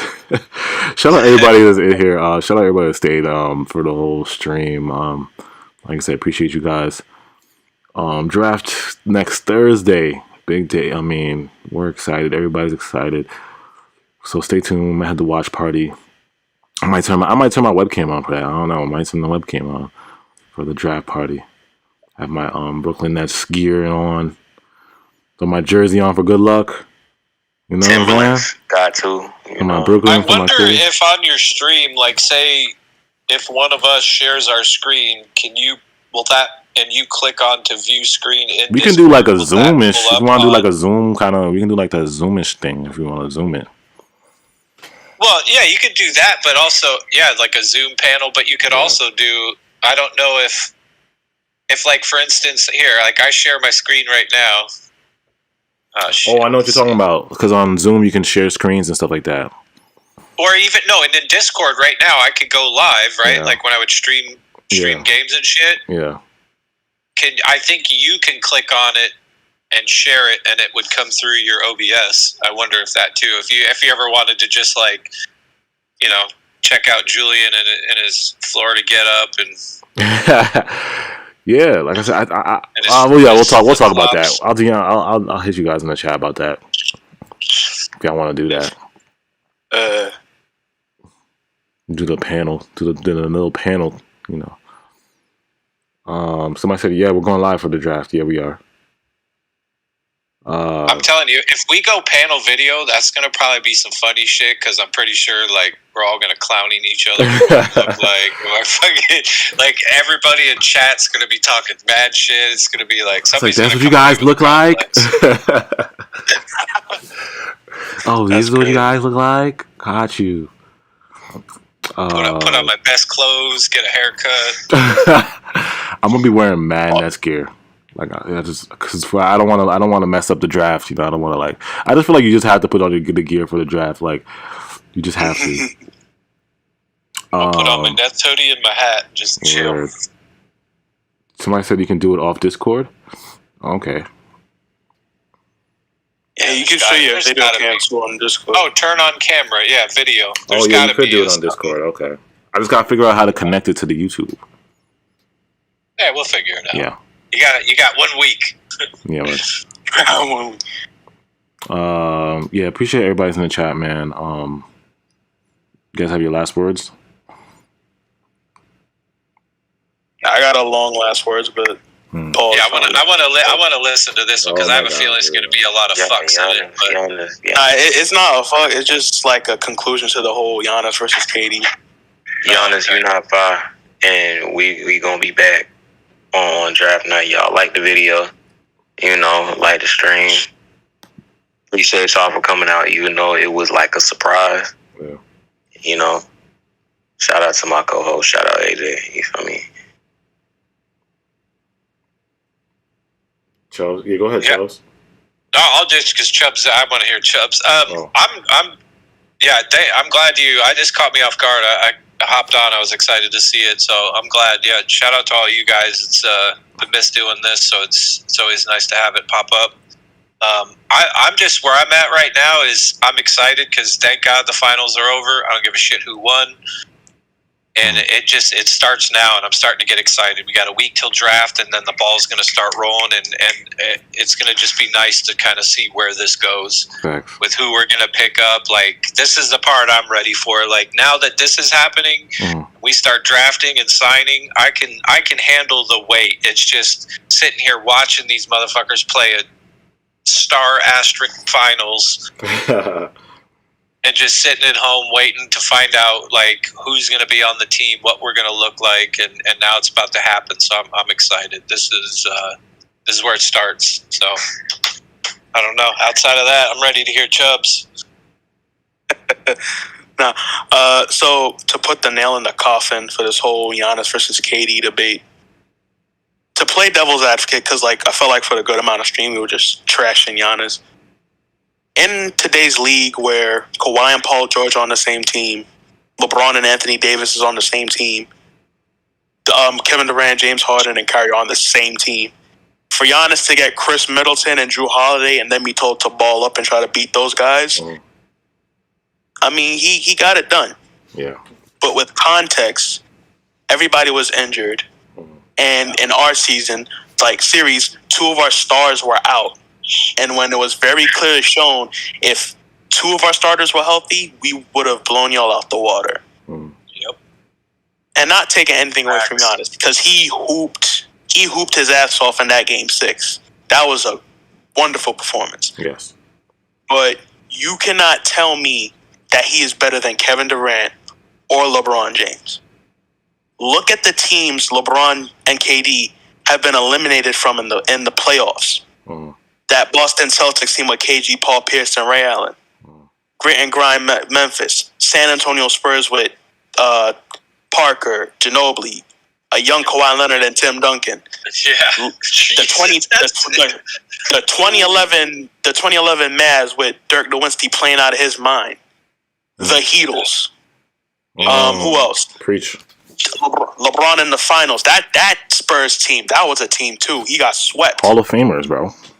Yeah. All Hall of Famers, all undoubtedly finals MVPs were going to win championships.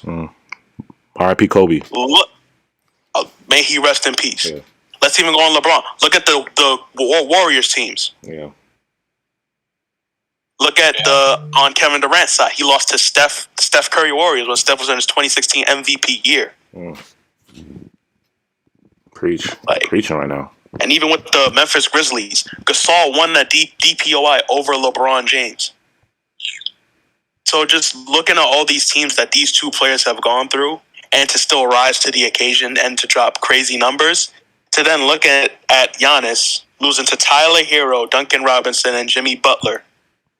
And at the time during the season, you were heavily favored to go to the finals.